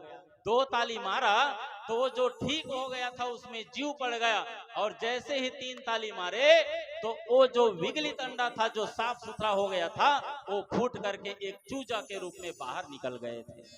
अब ये जितना भी भगवान शंकर कथा का श्रवण पान माता पार्वती को करा रहे हैं, वो पूरा कथा ये जो चूजा है तोते का बच्चा वो पूरा सुन रहा है, और धीरे धीरे कथा का श्रवण पान करते करते धीरे धीरे बढ़ भी रहा है। अब थोड़ा बड़ा भी हो गया। 10वें स्कंद में जैसे ही पहुंचा भगवान शंकर, माता पार्वती को नींद आने लगी। अब नींद आने लगी तो जैसे 1 मिनट में 5 बार हूं हूं करके बोली करती थी, अब वो धीरे धीरे 1 मिनट में 2 ही बार करना चालू कर दी, ऐसे झपका मारना चालू कर दी। अब ये जो चूजा, जो बच्चा तोते का वहां देख रहा था घोंसले से, वो जान गया कि मैं 10वें स्कंध तक के तो एक कथा का श्रवण पान कर लिया हूं, अगर मैं चुप रहा हुंकारू इनके बदले नहीं दिया तो ये 10वें स्कंद में आकर के विराम ले लेगा, और इस अमृत को मैं भी नहीं छोड़ने वाला, पूरा इस अमृत का पान करना चाहता हूं। ये सोच करके जब माता पार्वती अब बिल्कुल मौन हो गई, तो ये जो तोते का जो चूजा था, बच्चा था, मैया पार्वती के आवाज बना करके उनके जगह में हुंकारू भरना चालू कर दी। और हुंकारू भरते भरते पूरा 10वां स्कंद पूरा समाप्त हो गया। और जब 10वां स्कंद भी समाप्त हो गया, तब भगवान शंकर एक बार अपना आंख खोल करके देखे तो देखते क्या है कि माता पार्वती वहीं पर लेटी हुई सो गई। उनका नींद पड़ा हुआ है, गंभीर अवस्था में है। माता पार्वती के हाथ पैर को हिलाए, तब कहीं जाकर के मैया पार्वती हिलाने पर हिली और जागी। तब भगवान शंकर पूछे कि ये तो बताओ देवी, तुम कितना देर की सोई हुई हो, अभी सोई हो कि और पहले की सोई हुई हो? तब माता पार्वती कहे कि महाराज मुझे थोड़ा थोड़ा याद आ रही है, जब महाराज आप बिल्कुल 9वें स्कंध को खत्म करके 10वें में पहुंचने ही वाले थे, तभी महाराज मेरा याद नहीं है उसके बाद क्या हुआ, मतलब नींद पड़ गया था। तब भगवान शंकर सोचने लग गए, जब 10वें स्कंद की कथा तुम श्रवण पान नहीं किए हो तो तुम्हारे बदले हुंकारू कौन भर रहा था। और देखते देखते भगवान शंकर क्रोधित हो गए, और क्रोधित अवस्था में अपने हाथ में त्रिशूल निकाले और त्रिशूल निकाल करके ललकारने लगे, कौन सा जीव है बाहर निकल, मैं तुम्हें अभी जिंदा नहीं छोड़ूंगा। और देखते देखते भगवान शंकर की आवाज को सुने, तो भगवान शंकर की आवाज को सुनते ही महाराज यह जो तोता था उड़ते उड़ते वहां से फर्र के सीधा हिमालय पर्वत की ओर चल पड़े। भगवान शंकर देखते देखते उनके पीछे पीछे जाने लगे, उनको दौड़ाने लगे, और जैसे हिमालय पर्वत में गए तो वहां पिंगला माता, जो वेद व्यास जी की धर्म पत्नी है, ये माता पिंगला, शास्त्रों में तो कई नाम है एक के, लेकिन मैंने सुना है पिंगला नाम थी। और ये पिंगला उसी समय चौथे दिन अपने बाल को सुखा करके ऐसे कपड़ा उपड़ा ऐसे डाल रही थी। उसी समय उस तोते का आगमन हुआ, भगवान शंकर पीछे से आया और माता पिंगला का सुंदर ऐसे मुंह का जौहाई लेना हो गया। ये जो तोता है उस वेद व्यास की धर्म पत्नी के मुंह में जाकर के घुस गया, सीधा गर्भ में चला गया। जैसे ही गर्भ में चला गया, भगवान शंकर पास में गया और कहने लगा, निकल बाहर, मैं अभी तुमको जिंदा नहीं छोड़ूंगा। क्यों?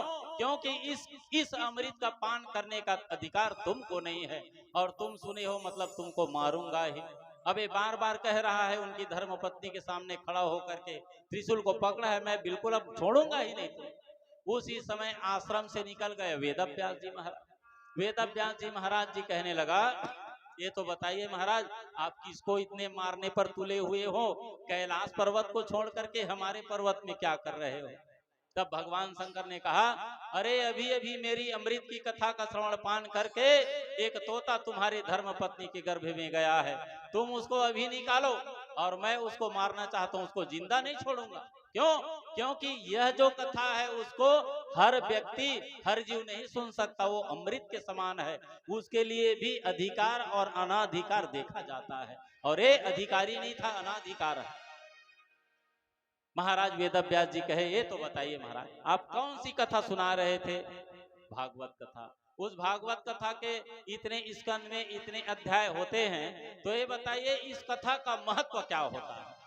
भगवान शंकर कहे, मैं अपनी धर्मपत्नी पार्वती को सुना रहा था। जैसे मैं नहीं मरता, अगर पार्वती को पूर्ण रूप से पूरा कथा श्रवण पान करा देता तो भी बेचारी अमृत पान कर लेती, नहीं मरती। तो इस कथा का सार ये है, जो इस कथा का श्रवण पान कर ले वो अमृत को प्राप्त कर लेता है, उनकी मृत्यु नहीं होती।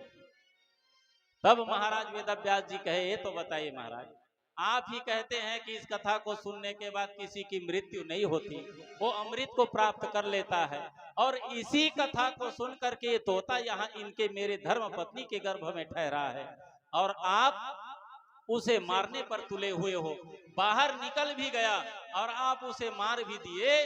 तो बताइए, आप कथा में कहे हैं कि कथा सुनने के बाद अमृत पान कर लिया, उनकी मृत्यु नहीं हुई, तो बताइए फिर उनके कथा का सार क्या हुआ?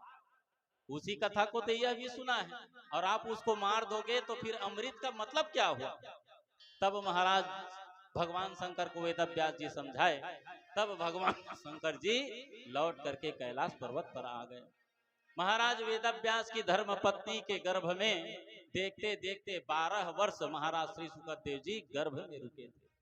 प्रतिवर्ष महाराज श्री सुखदेव जी को वेदव्यास जी कहते थे कि बेटा, तुम्हारी माँ को तकलीफ होती है रे, 1 साल हो गया, 10 महीने में तुमको निकल जाना चाहिए था, तुम तो 12 महीना हो गया, अरे 1.5 साल हो गया, अरे 2 साल हो गए, अब तो निकल जा। लेकिन महाराज श्री सुखदेव जी जो तोता के रूप में था, वो कहता था, महाराज ये संसार बिल्कुल माया से ढका हुआ है, मैं इस संसार में आऊंगा और ये संसार रूपी विष, ये जो माया है मुझे ढक लेगी और मैं परमात्मा की प्राप्ति नहीं कर पाऊंगा, जब तक के स्वयं भगवान आकर के मुझे ये ना कह दे, बेटा तू बाहर निकल, तुम्हें ये संसार का विष, इस संसार का माया नहीं व्यापेगी, उसी दिन मैं बाहर आऊंगा। आज देखते देखते 11 वर्ष बीत गया। 12वां वर्ष में स्वयं भगवान ने उनको आश्वासन दिया, बेटा सुखदेव जाओ, तुम्हारी मेरी द्वारा बनाया गया जो यह माया है तुमको नहीं व्यापेगी, और तुम अब अपनी माँ को ज्यादा तकलीफ मत दो।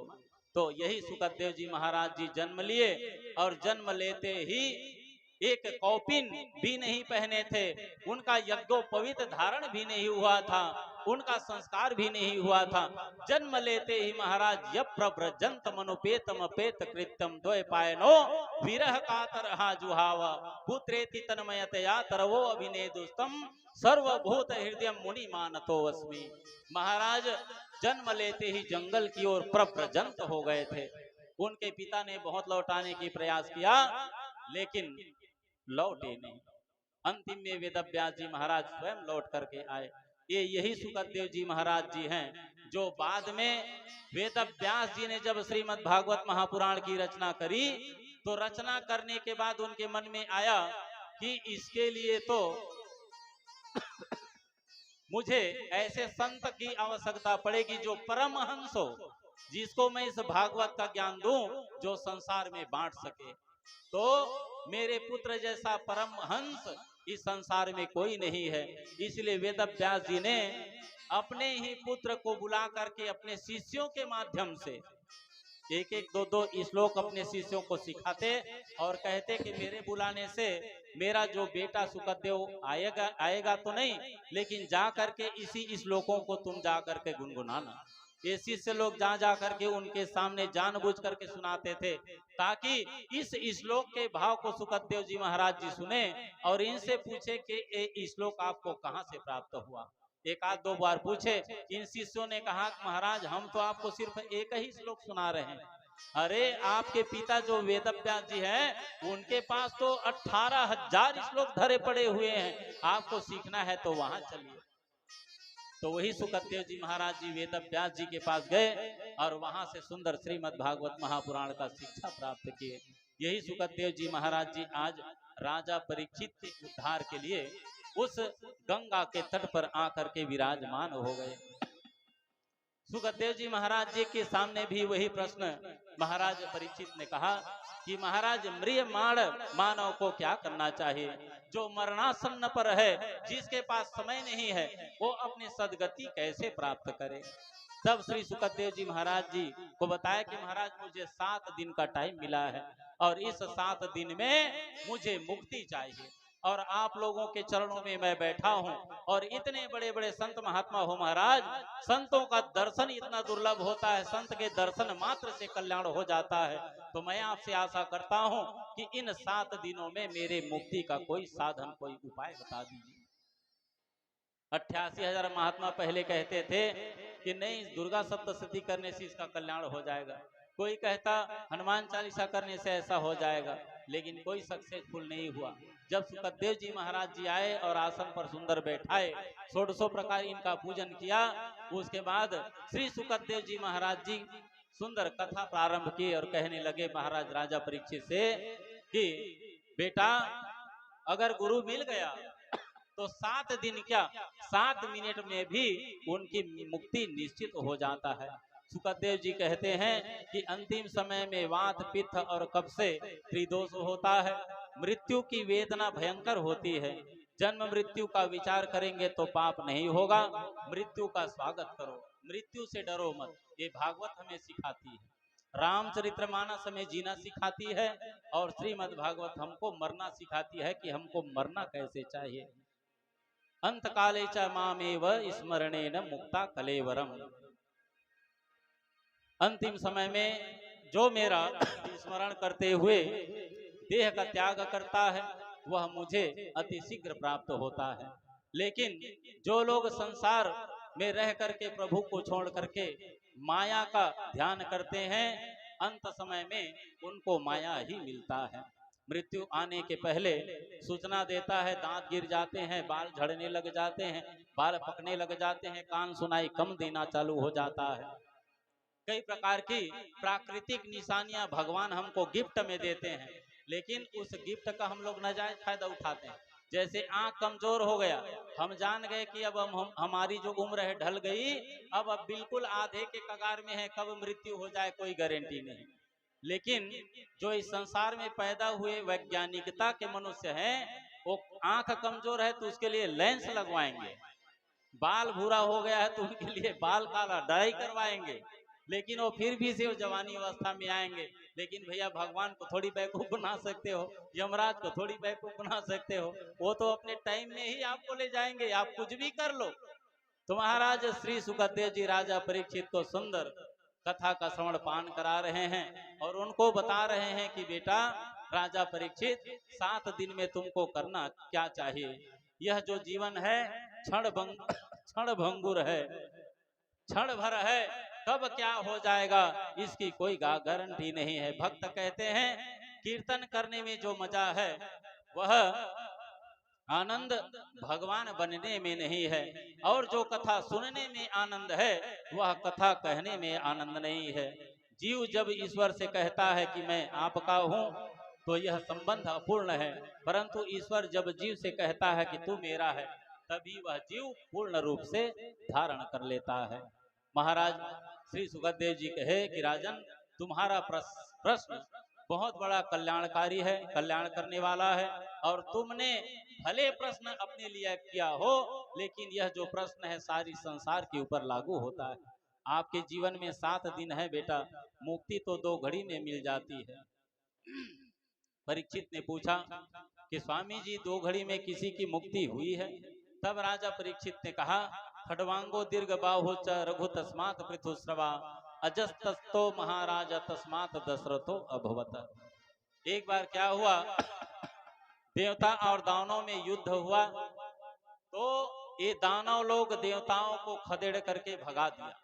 इंद्रासन को खाली करवा दिया।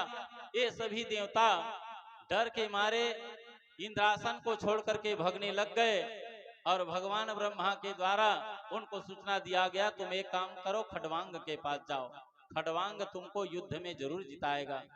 महाराज ये सभी देवता महाराज खडवांग के पास गए और खडवांग से निवेदन किया कि महाराज हम बहुत बड़ी विपत्ति में हैं, दानव लोगों ने हमें वहां से खदेड़ करके इंद्रासन को खाली करवा दिया है, वहां से हमें भगा दिया है और हम पुनः उसको फिर प्राप्ति करना चाहते हैं।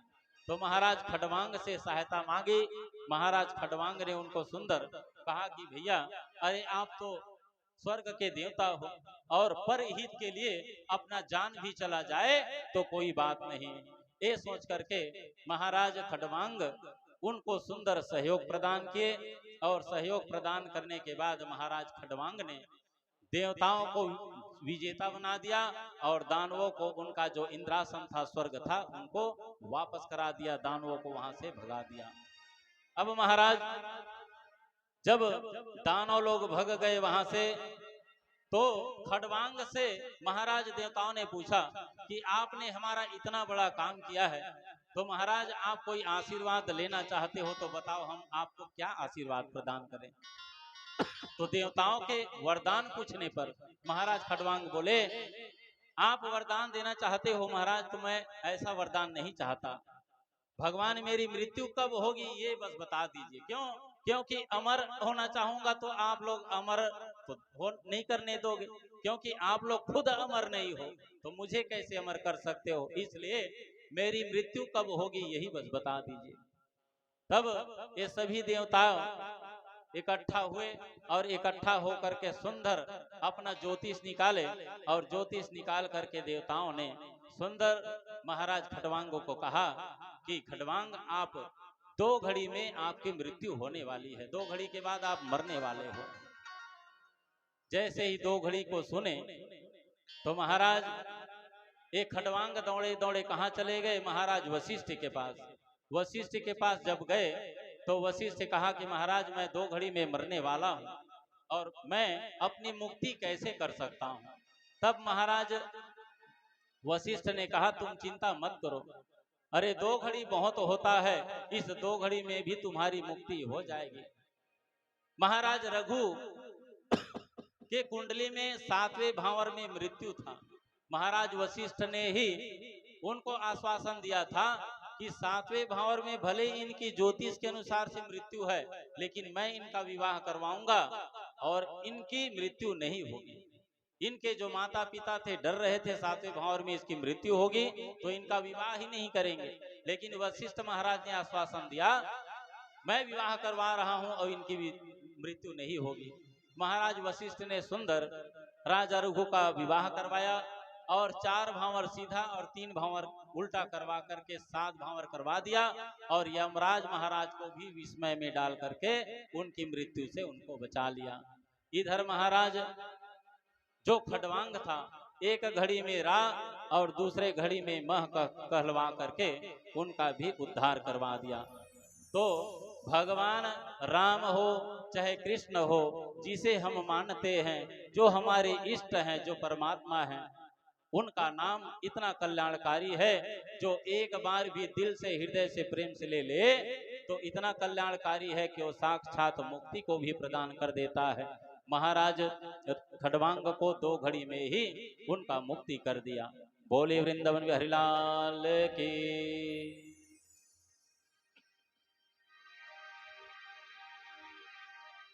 दिल की हर धड़कन से तेरा नाम निकलता है, हो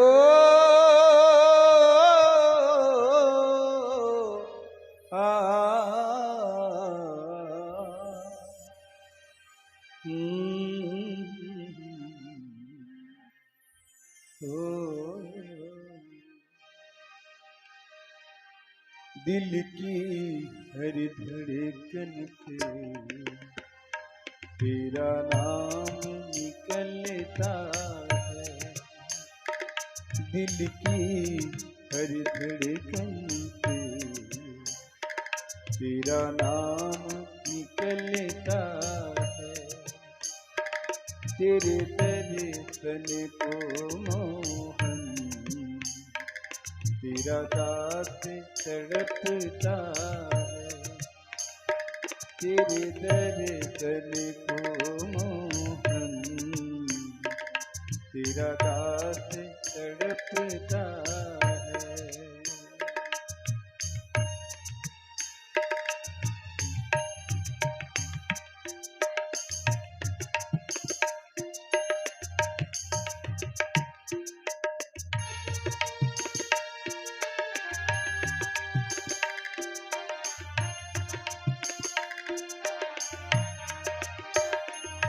जन्मों से जन्म लेकर मैं हार गया मोहन। जन्मों से जन्म लेकर मैं हार गया मोहन। दर्शन बिना व्यर्थ हुआ हर बार मेरा जीवन। अब धैर्य नहीं मुझ में इतना तू परखता है। दिल की हर धड़कन से तेरा नाम निकलता है।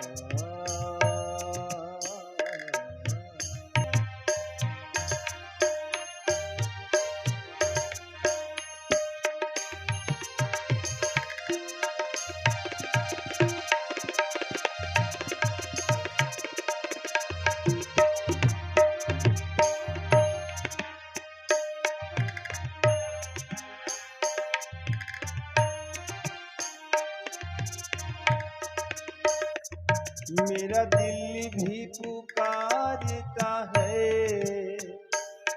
एक बार चले आओ। मेरा दिल भी पुकारता है एक बार चले आओ। एक बार तो अपना लो मेरी बिगड़ी बना जाओ। एक बार तो अपना लो मेरी बिगड़ी बना जाओ। प्रियतम मेरे दिल में अब अरे माने मचलता है। प्रियतम मेरे दिल में अब अरे माने मचलता है। दिल की हर धड़कन से तेरा नाम निकलता है। तेरे दर्शन को मोहन तेरा दास तड़पता है। तेरा नाम निकलता है। तेरा दास तड़पता है। बोल कृष्ण भगवान की जय। बोले वृंदावन बिहारी लाल की जय हो। महाराज श्री सुखदेव जी कहते हैं परीक्षित से कि बेटा परीक्षित, तुम्हारे जीवन में 7 दिन हैं और इसी 7 दिन में वर्ष माह पाख और सप्ताह रात दिन ये पूरा सृष्टि विलय होता है। महाराज राजा परीक्षित श्री सुखदेव जी से कहे कि हे ब्राह्मण, धारणा किस साधना किस वस्तु में और किस प्रकार की जाती है और उसका क्या स्वरूप माना गया है जो शीघ्र मनुष्य के मन का मैल मिटा देती है। तब महाराज श्री सुखदेव जी कहते हैं कि परीक्षित, जीतासनो जीत श्वासो जीत संगो जितेन्द्रिय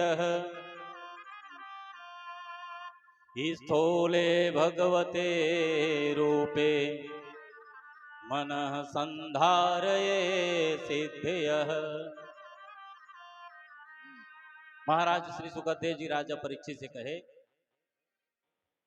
कि जब भगवान ब्रह्मा ने सृष्टि किया, आपने पूछा कि पाक पखवाड़ा वर्ष माह बनता कैसे है, विलय कैसे हो जाता है।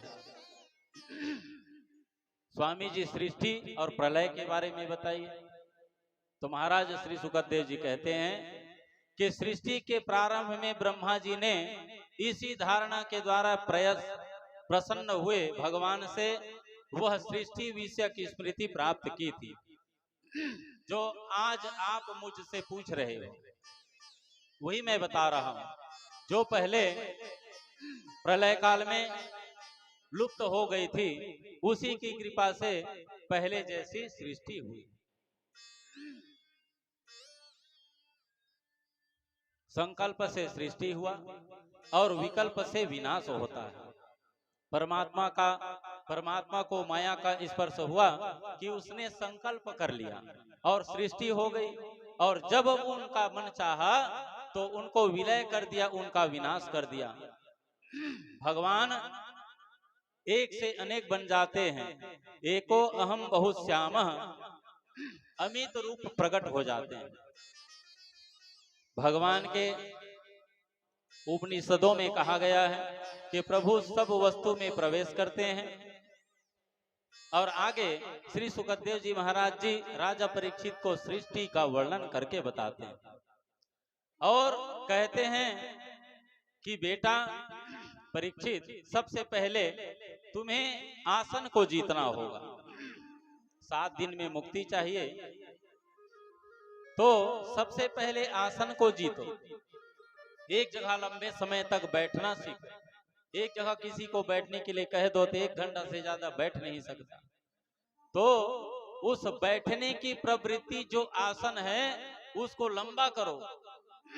पहले आधा घंटा, दूसरे दिन 1 घंटा, तीसरे दिन 1.5 घंटा, ऐसे उसकी लिमिट को बढ़ाते जाओ, अपने आसन को जीतते जाओ। और इसी आसन में ही छुपा हुआ है आपका कुंडली जागरण। हमारे शरीर में जो 7 कुंडली है, इन्हीं के माध्यम से वह 7 कुंडली जागृत होता है। आसन को जीतो, श्वास को जीतो, आसक्ति इंद्रियों पर विजय प्राप्त करो, विराट स्वरूप का धारण करो जिसमें सारी सृष्टि समाई हुई है। तत्व पुरुष इनका इसी प्रकार से वर्णन करते हैं। अब देखो कैसे ध्यान करना चाहिए। भगवान के पाताल को मान लीजिए तलवे, भगवान के तलवे पाताल हैं।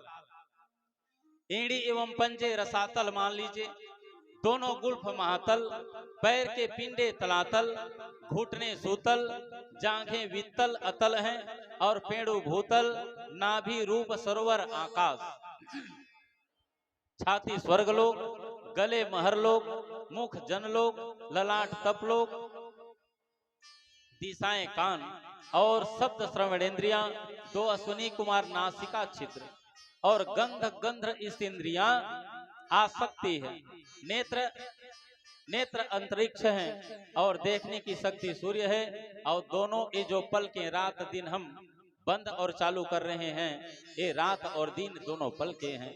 वेद ब्रह्मारंध्र हैं, यम दाढ़े हैं, स्नेह दांत, माया मुस्कान, लज्जा ऊपर का होंठ है, लोभ नीचे का होंठ, धर्म स्तन है और अधर्म पीठ है। सहस्र सिर वाले, मस्तक सत्यलोक, ब्राह्मण मुख, क्षत्रिय भुजा, वैश्य जंघाएं और शूद्र चरण। इन सब का ध्यान हमें करना चाहिए, भगवान के पूरे शरीर का एक एक जगह केंद्र बिंदु बना करके, तब आप इन आसनों को जीत सकोगे और आपको मुक्ति का सहज साधन मिल पाएगा और आप सरलता से इस संसार सागर से भगवान की प्राप्ति कर पाओगे। भगवान के नाभि से, नारायण से जो क्षीर सागर पर सोए हुए हैं, उनके नाभि से एक कमलनाल निकलता है। सत्व, रज और तम, इन तीन के माध्यम से तो पहले भगवान शंकर, भगवान ब्रह्मा और भगवान विष्णु का उत्पत्ति हुआ था। उसके बाद भगवान नारायण जो क्षीर सागर में सोए हुए हैं, उनके नाभि से कमल निकला। उस कमल नाल के माध्यम से जब वह कमल नाल ऊपर आया तो उनके पुष्प के बीच से भगवान ब्रह्मा की उत्पत्ति हुई। भगवान ब्रह्मा जी उस कमल नाल के ऊपर, कमल पुष्प के ऊपर बैठे हुए हैं। चारों तरफ जब घुमा करके देखे कि मैं अकेला हूं कि कोई और है, तब उनका पहले एक मुख था। जब चारों तरफ देखे तो उनका देखते देखते चार मुख हो गए। चार मुख हो गए तो अब चारों तरफ से देखने लग गए, मन में विचार करने लग गए कि मैं आखिर कौन हूं, कहां से आया हूं और यहाँ अगल बगल में और कोई है कि नहीं। जब चारों तरफ देखे नहीं दिखे तो ब्रह्मा जी अपने उद्गम स्थान को तलाश करने के लिए उसी कमल नाल में अंदर घुस गए, नीचे रसातल चले गए जहां पर भगवान नारायण की नाभि लगी हुई है। और 100 वर्ष तक के ढूंढता रहा, लेकिन 100 दिव्य वर्ष के बाद भी उनको वो जो नाल निकला था वह केंद्र बिंदु उनको प्राप्त नहीं हुआ। तब अचानक आकाशवाणी हुई। आकाशवाणी ने कहा, तपह तपह तपह। ये तपह, त है 16वां अक्षर और 21वां अक्षर प। तप, जब तप को सुने तो भगवान ब्रह्मा 1 सहस्त्र दिव्य वर्ष तक के सुंदर तप किया और तप के प्रभाव से भगवान नारायण प्रसन्न हो गए और उनको आशीर्वाद दिया कि जाओ अब तुम संसार में जाकर के सुंदर सृष्टि करो और इस सृष्टि का परिपालन आगे बढ़ाओ। आपको मैं सृष्टि करने का काम सौंपता हूं। महाराज ब्रह्मा जी अब मानसिक सृष्टि करना चालू किए तो ब्रह्मा जी के माध्यम से पहले सनकादि ऋषि आए और ब्रह्मा के अंगों से महात्माओं की उत्पत्ति हुई। उनके भ्रू केंद्र से महाराज रुद्र का अवतार हुआ था। और कहीं कहीं सुनने को, पढ़ने को मिलता है कि भगवान ब्रह्मा की ही पुत्री के रूप में मैया सरस्वती आई थी और सरस्वती आई तो उनका जो मन डगमगा गया था। बाद में उनको सब देवताओं ने कहा कि महाराज ये तो आपकी ही पुत्री है और आपकी पुत्री के लिए है, आपके मन डगमगा गया। तो भगवान ब्रह्मा को लज्जा आ गई और अपने उस शरीर का नाश करके फिर से एक ब्रह्मा की उत्पत्ति हुई थी। तो एक मैया सरस्वती उनकी पुत्री के रूप में हुई और जब दूसरी बार जो ब्रह्मा पैदा हुआ वह हुई ब्रह्माणी के साथ में। मारीची अंगीरसौ 17 पूलस्त्य पूलः क्रतुः भृगु वशिष्ठ दक्षश्च 10 मोत्तमः नारदः। ब्रह्मा के अंगों से मानसिक सृष्टि प्रारंभ हुआ, जिसमें मन से मरीचि, नेत्र से अत्रि, कर्ण से पुलस्त्य, नाभि से पुलह, मुख से अंगिरा और गोद से महाराज नारद निकले। कर से क्रतु, त्वचा से भृगु, प्राण से वशिष्ठ, अंगूठा से दक्ष, हृदय से काम और भ्रू से क्रोध निकला। मुख से वाणी और छाया से करदम, दाएं स्तंभ से धर्म। मूर्ति नारायण के साथ में उनका विवाह हुआ था और पीठ से अधर्म हुआ था। इसी समय महाराज मैत्रेय और विदुर का संवाद होता है, जैसे महाराज सुखदेव और परीक्षित का संवाद। श्री सूत जी और सौनकादि का संवाद, यहाँ से मैत्रेय और विदुर का संवाद होता है, दोनों का मिलन हुआ। जैसे महाराज परीक्षित और सुखदेव जी एक दूसरे को प्रश्न और उत्तर कर रहे हैं, वैसे ही महाराज विदुर और मैत्रेय का संवाद चल रहा है। ब्रह्मा जी मन में सोच ही रहे थे कि सब लोग आ गए, लेकिन अब आगे और सृष्टि क्या करूं। तो महाराज ब्रह्मा के ही आधे भाग से मनु और आधे भाग से सतरूपा, अबे मानव के रूप में आए और बाकी तो सब ऋषि थे। अब मानव के रूप में मनु और सतरूपा आए तो महाराज मनु और सतरूपा पूछने लगे, ये तो बताइए महाराज, आप हमें आज्ञा दीजिए कि अब हम क्या करें। तो भगवान ब्रह्मा ने कहा, जैसे मैं मानसिक सृष्टि कर रहा हूं, अब आप दोनों को तो पति पति के रूप में बना ही दिया हूं, आप जाकर के सृष्टि करो। तो महाराज मनु सतरूपा कहे कि महाराज सृष्टि तो करेंगे, लेकिन तो यहाँ तो पूरा चारों तरफ समुद्र ही समुद्र दिखाई दे रहा है, हम कहाँ सृष्टि करेंगे। तब महाराज ब्रह्मा आश्चर्यचकित हो गए, अचानक सोचने लग गए कि अब मनु और सतरूपा के रहने के लिए व्यवस्था क्या किया जाए।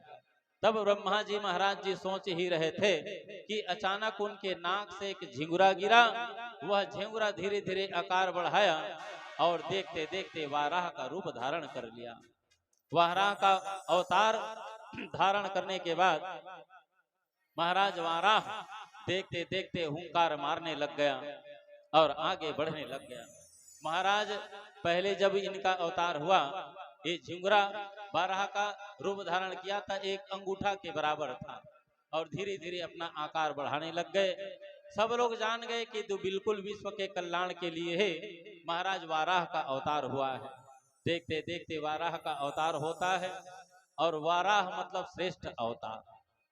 अब देखो, जैसे यहाँ आप लोगों के गांव के आसपास कोई है जो वाराह चराते होंगे, है ना, समझ रहे हो ना वाराह, तो ये मत समझना भगवान वाराह का धारण किए हैं, अवतार लिए हैं तो निकृष्ट होंगे। भगवान वाराह का अवतार धारण करके ये समझाना चाहते हैं कि मैं उच्च से उच्च जीवों में भी विद्यमान हूँ और निकृष्ट से निकृष्ट जिसको आप घृणा करते हो उसके भी शरीर में भी मैं ही विद्यमान हूँ। इसलिए हर जगह हर चीज में हर वस्तु में मेरा ही दर्शन करो। इनका मुख्य उद्देश्य यही है वाराह धारण करने का। महाराज वाराह धारण किया, वाराह रूप धारण करके महाराज देखते देखते समुद्र में घुस गया।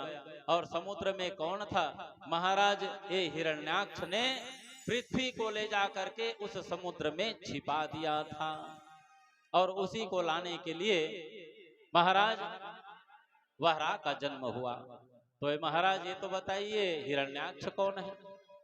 तब सूत जी महाराज जी सौनक को बताए, महाराज राजा परीक्षित को श्री सुखदेव जी बताया कि ब्रह्मा से मरीचि, मरीचि से कश्यप हुए और कश्यप की दो धर्म पत्नी दीति और अदिति। कश्यप महाराज जी रोज अपने यज्ञशाला में यज्ञ करते थे, रोज का उनका नियम था, यज्ञ करते और सुंदर एक समय भोजन प्रसादी पाते थे। दीति एक दिन मानसिक धर्म से निवृत्त हो गई और सायंकाल संध्या के समय हुआ कि पता नहीं इनके शरीर में ऐसा क्या हलचल हुआ, काम वेगना इनकी बढ़ गई और कश्यप महाराज जी के पास गई और जा करके शाम के समय ही महाराज कश्यप को उकसाने लग गई।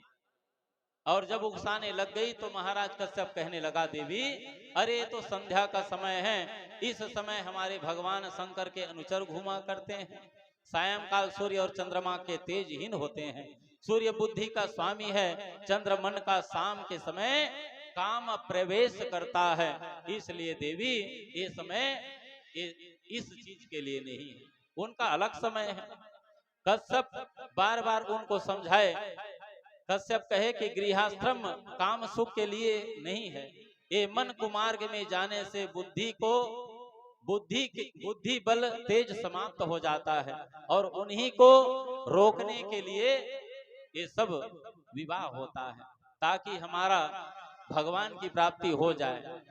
और देवी ये संध्या का समय ये काम अच्छा नहीं है। बार बार समझाने के बाद भी जब मैया दीति नहीं मानी और यहाँ तक कि उनके वस्त्र को भी खींचना चालू कर दिया, ऐसे भागवत में लिखा है, उनके वस्त्र को भी खींचना चालू कर दिया, तब महाराज कश्यप वहां थोड़ा जल से आचमन किए और परेशान होकर के अपने धर्म पत्नी की इच्छा पूर्ण करने के लिए उस यज्ञ मंडप से उठे और उठ करके मैया दीति की उनकी इच्छा को पूर्ण किए और उनको श्राप भी दिए कि देवी तुम संध्या के समय जो मैं यज्ञ मंडप पर बैठा था, जिस काम को जिस समय करना नहीं चाहिए तुमने उसा करके मुझसे वो काम करवा दिया, इसलिए जाओ मैं तुमको श्राप देता हूँ, तुम्हारे गर्भ से 3 जन्म तक के दैत्य संतान होंगे।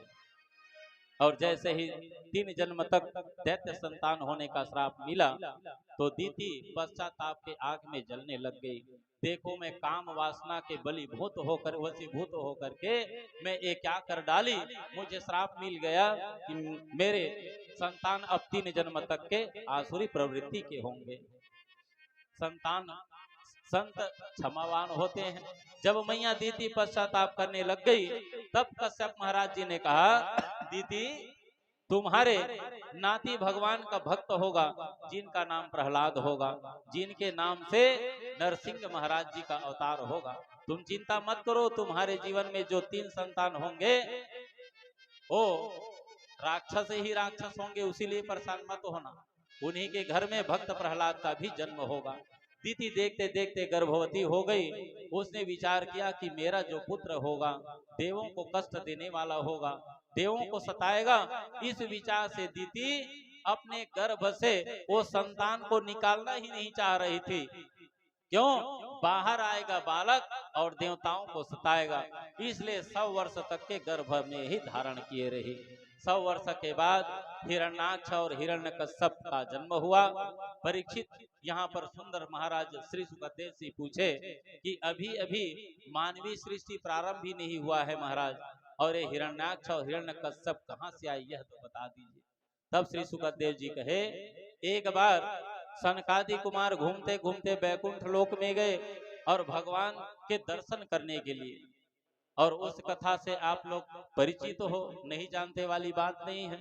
वहां 6 द्वार गुजरने के बाद 7वां द्वार के बाद ही भगवान बैकुंठ धाम भगवान श्री नारायण लक्ष्मी नारायण का दर्शन होता है।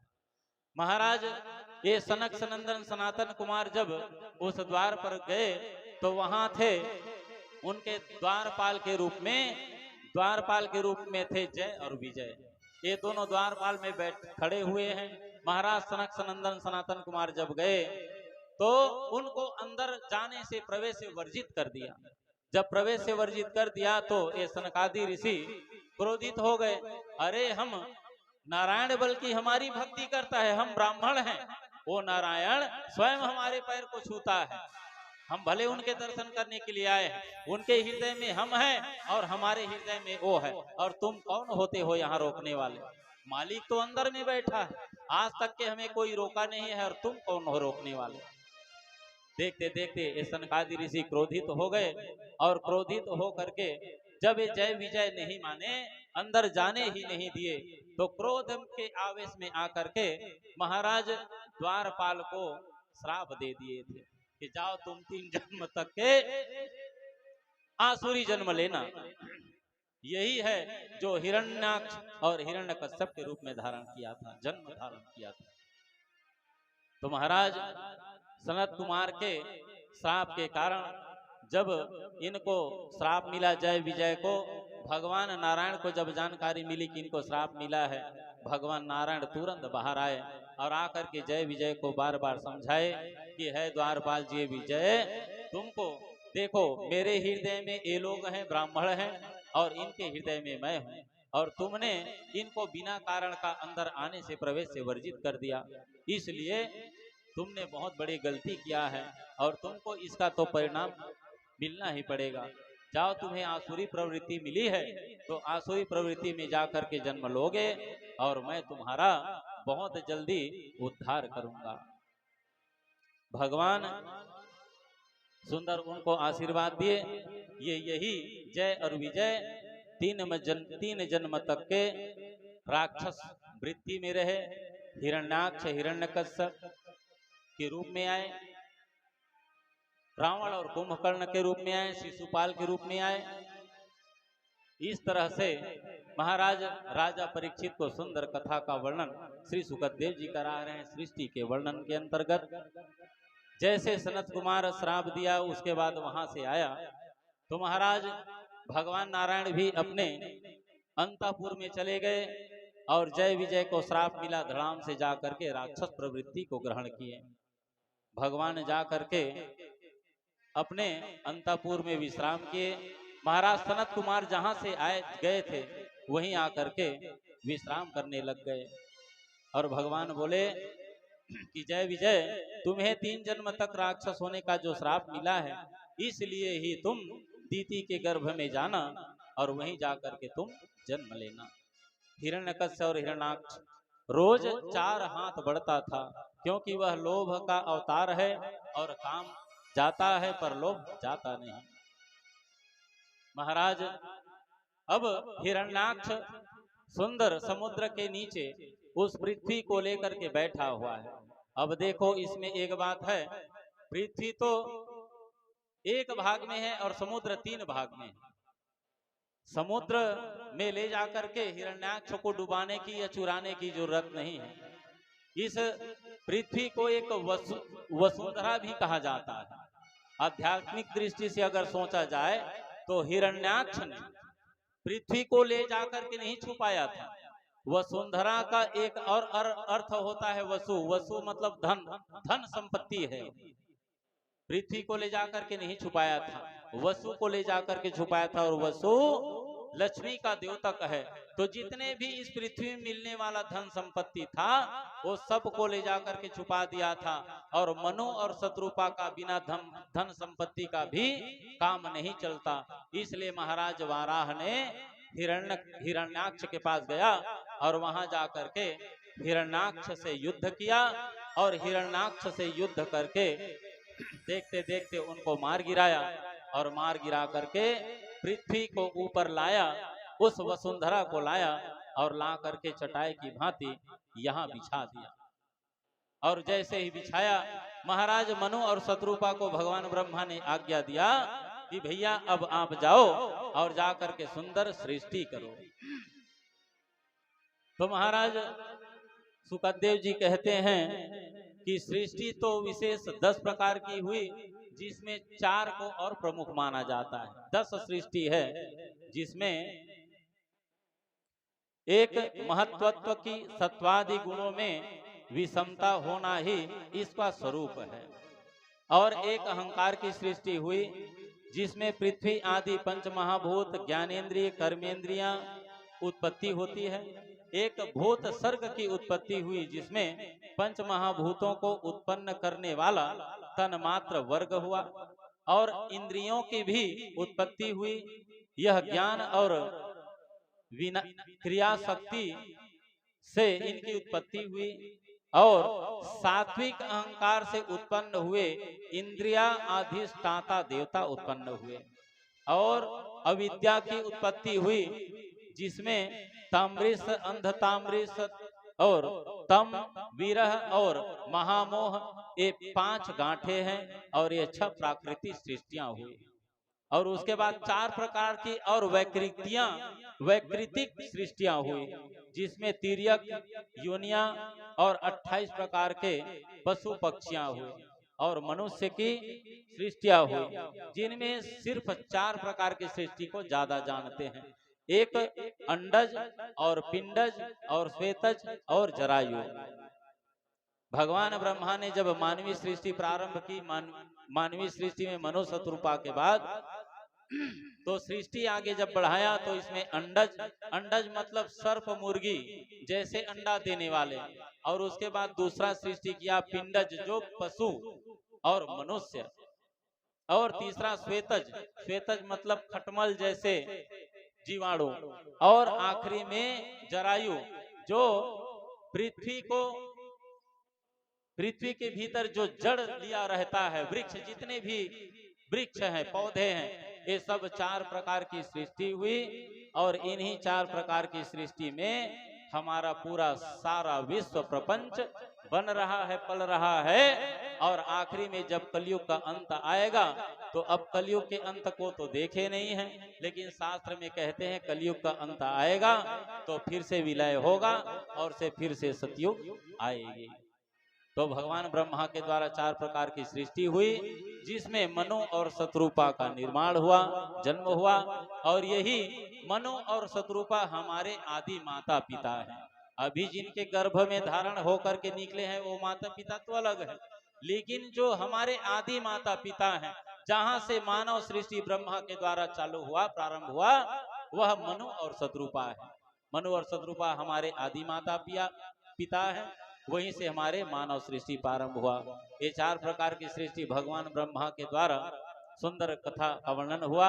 महाराज श्री सुखदेव जी कहे, राजा परीक्षित, ये मानव सृष्टि बेटा और 4 प्रकार की सृष्टि मैं तुमको सुना दिया, अब आगे की कथा मैं आगे आपको श्रवण पान कराऊंगा। तो आज की कथा को यहीं पर विराम दें। समय को ध्यान रखते हुए सुंदर 2 मिनट कीर्तन होगी और भगवान नाम का संकीर्तन होगा, आरती होगी, प्रसाद का वितरण होगा। और उसके बाद कल फिर जो समय हमारा बंधा हुआ है उसी समय में आकर के सुंदर कथा का विस्तार करने की प्रयास करेंगे। बोले वृंदावन में हरिलाल की जय। रचा है सृष्टि को जिस प्रभु ने, वही सृष्टि चला रहे। रचा है सृष्टि को जिस प्रभु ने, वही सृष्टि चला रहे।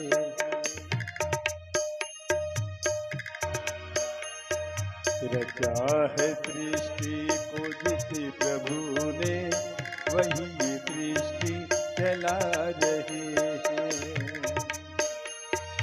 जो पेड़ हमने लगाया पहले, जो पेड़ हमने लगाया पहले, उसी का फल हम अब पा रहे हैं। रचा है सृष्टि को जिस प्रभु ने, वही सृष्टि चला रहे हैं। रचा है सृष्टि को जिस प्रभु ने, वही सृष्टि चला रहे हैं।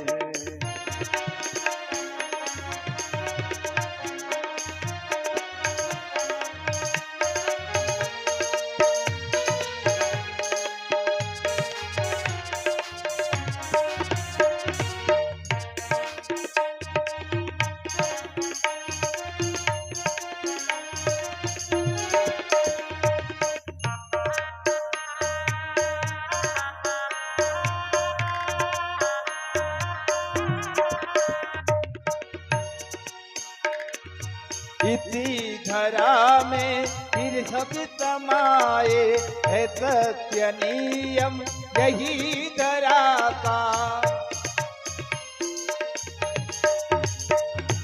इसी धरा में फिर सभी समाये है सत्य नियम यही धरा का। है सत्य नियम यही धरा का।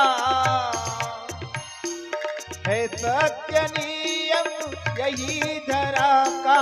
एक आ रहे हैं, एक जा रहे हैं। रचा है सृष्टि को जिस प्रभु ने, वही सृष्टि चला रहे हैं।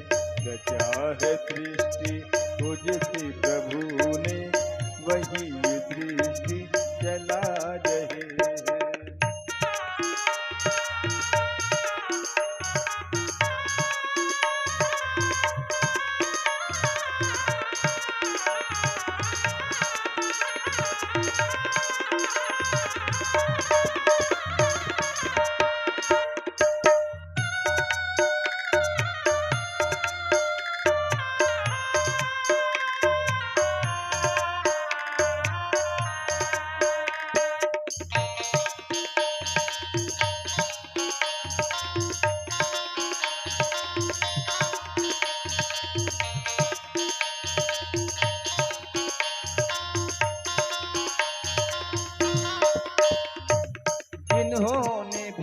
भेजा जगत में जाना, तय कर दिया लौट के फिर है आना। जिन्होंने भेजा जगत में जाना, तय कर दिया लौट के है आना। जो भेजने वाले हैं यहाँ पे, जो भेजने वाले हैं यहाँ पे, वही तो वापस बुला रहे हैं। रचा है सृष्टि उजित प्रभु ने, वही सृष्टि चला रहे हैं। रचा है सृष्टि उजित प्रभु ने, वही सृष्टि चला रहे हैं। जो पेड़ हमने लगाया पहले, जो पेड़ हमने लगाया पहले, उसी का फल हम अब पा रहे हैं। रचा है सृष्टि उजित प्रभु ने, वही सृष्टि चला रहे हैं। रचा है सृष्टि उजित प्रभु ने, वही सृष्टि चला रहे हैं। वही सृष्टि चला रहे हैं। बोल कृष्ण भगवान की जय। सभी लोग खड़े हो जाइए। भगवान जी के मंगल में आरती में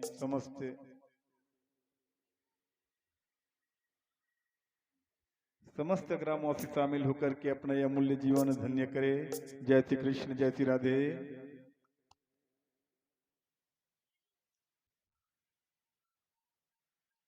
ओम श्री गुरुभ्यो नमः। सभी भक्तगण अपने अपने स्थान पे खड़े हो जाएंगे। सुंदर भागवत भगवान की आरती करेंगे।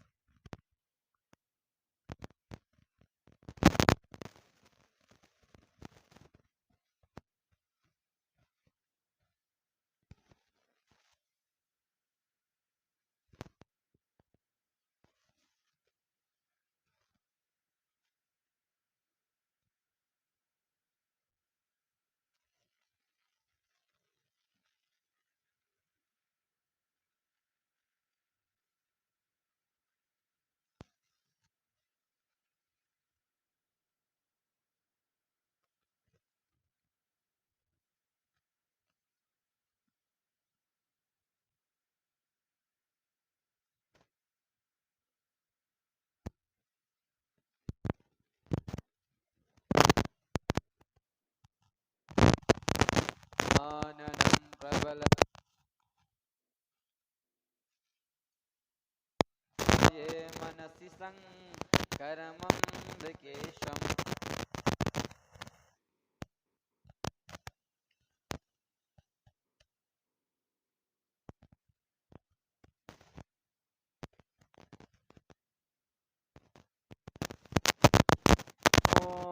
हरिः ॐ मा एतद्गुं हवेः प्रजननं मे अस्तु दशवीरगुं सर्वगणगुं स्वस्ताये आत्मसानि प्रजासानि पशुसानि लोकसंज्ञभयसानि अग्निः प्रजलां बहुलां मे करोत्पन्नं पयोरेतो अस्मासु दत्ता।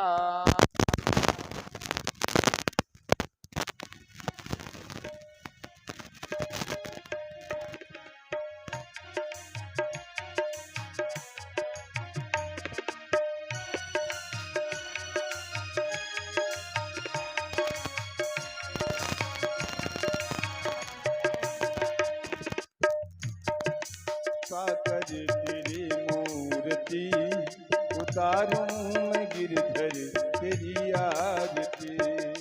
मन में बसाकर तेरी मूर्ति उतारूं मैं गिरधर तेरी आरती।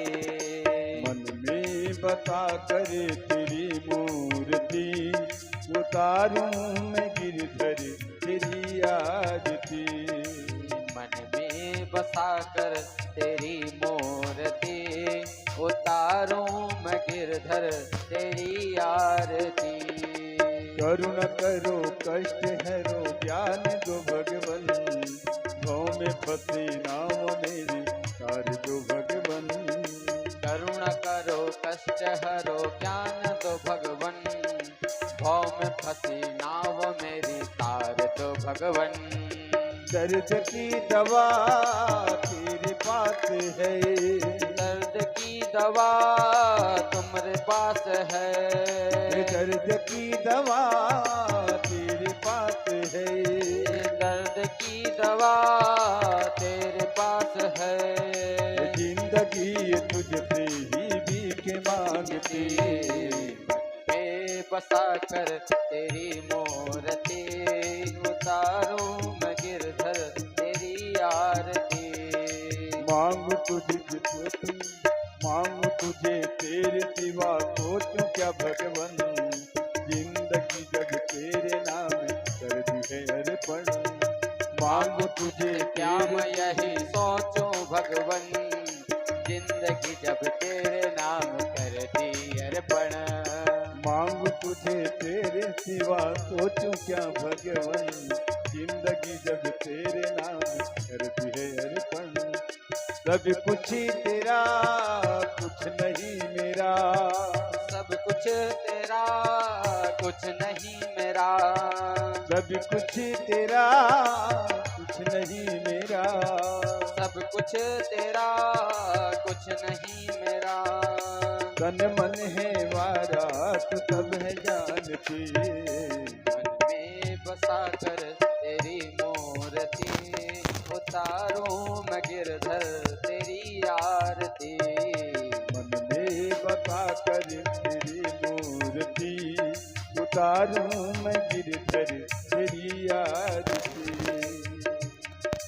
वेद तेरे महिमा गाए संत करे ध्यान, नारद गुणगान करे तेरे वीणा जान। वेद तेरी महिमा गाए संत करे ध्यान, नारद गुणगान करे छेड़ वीणा तान। वेद तेरी महिमा गाए संत करे ध्यान, नारद गुणगान करे तेरे वीणा तान। वेद तेरी महिमा गाए संत करे ध्यान, नारद गुणगान करे छेड़ वीणा तान। भक्त तेरे द्वार करते हैं पुकार, भक्त तेरे द्वार करते हैं पुकार। भक्त तेरे द्वार करते हैं पुकार, भक्त तेरे द्वार करते हैं पुकार। करते फरियाद तेरे दर पे वारती, मन में बसा कर तेरी मूर्ति, उतारूं मैं गिरधर तेरी आरती।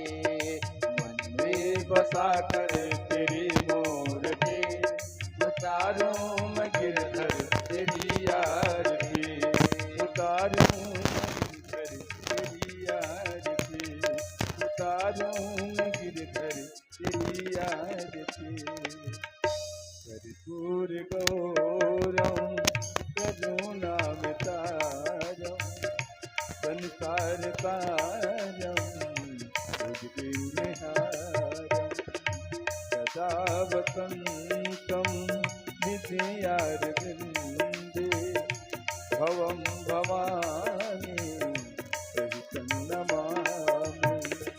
मन्दारमाला तुलसालकायै, कपालमाला इषशेखराय, दिगम्बराय दिगम्बराय, नमः शिवाय नमः शिवाय, नमः शिवाय नमः शिवाय।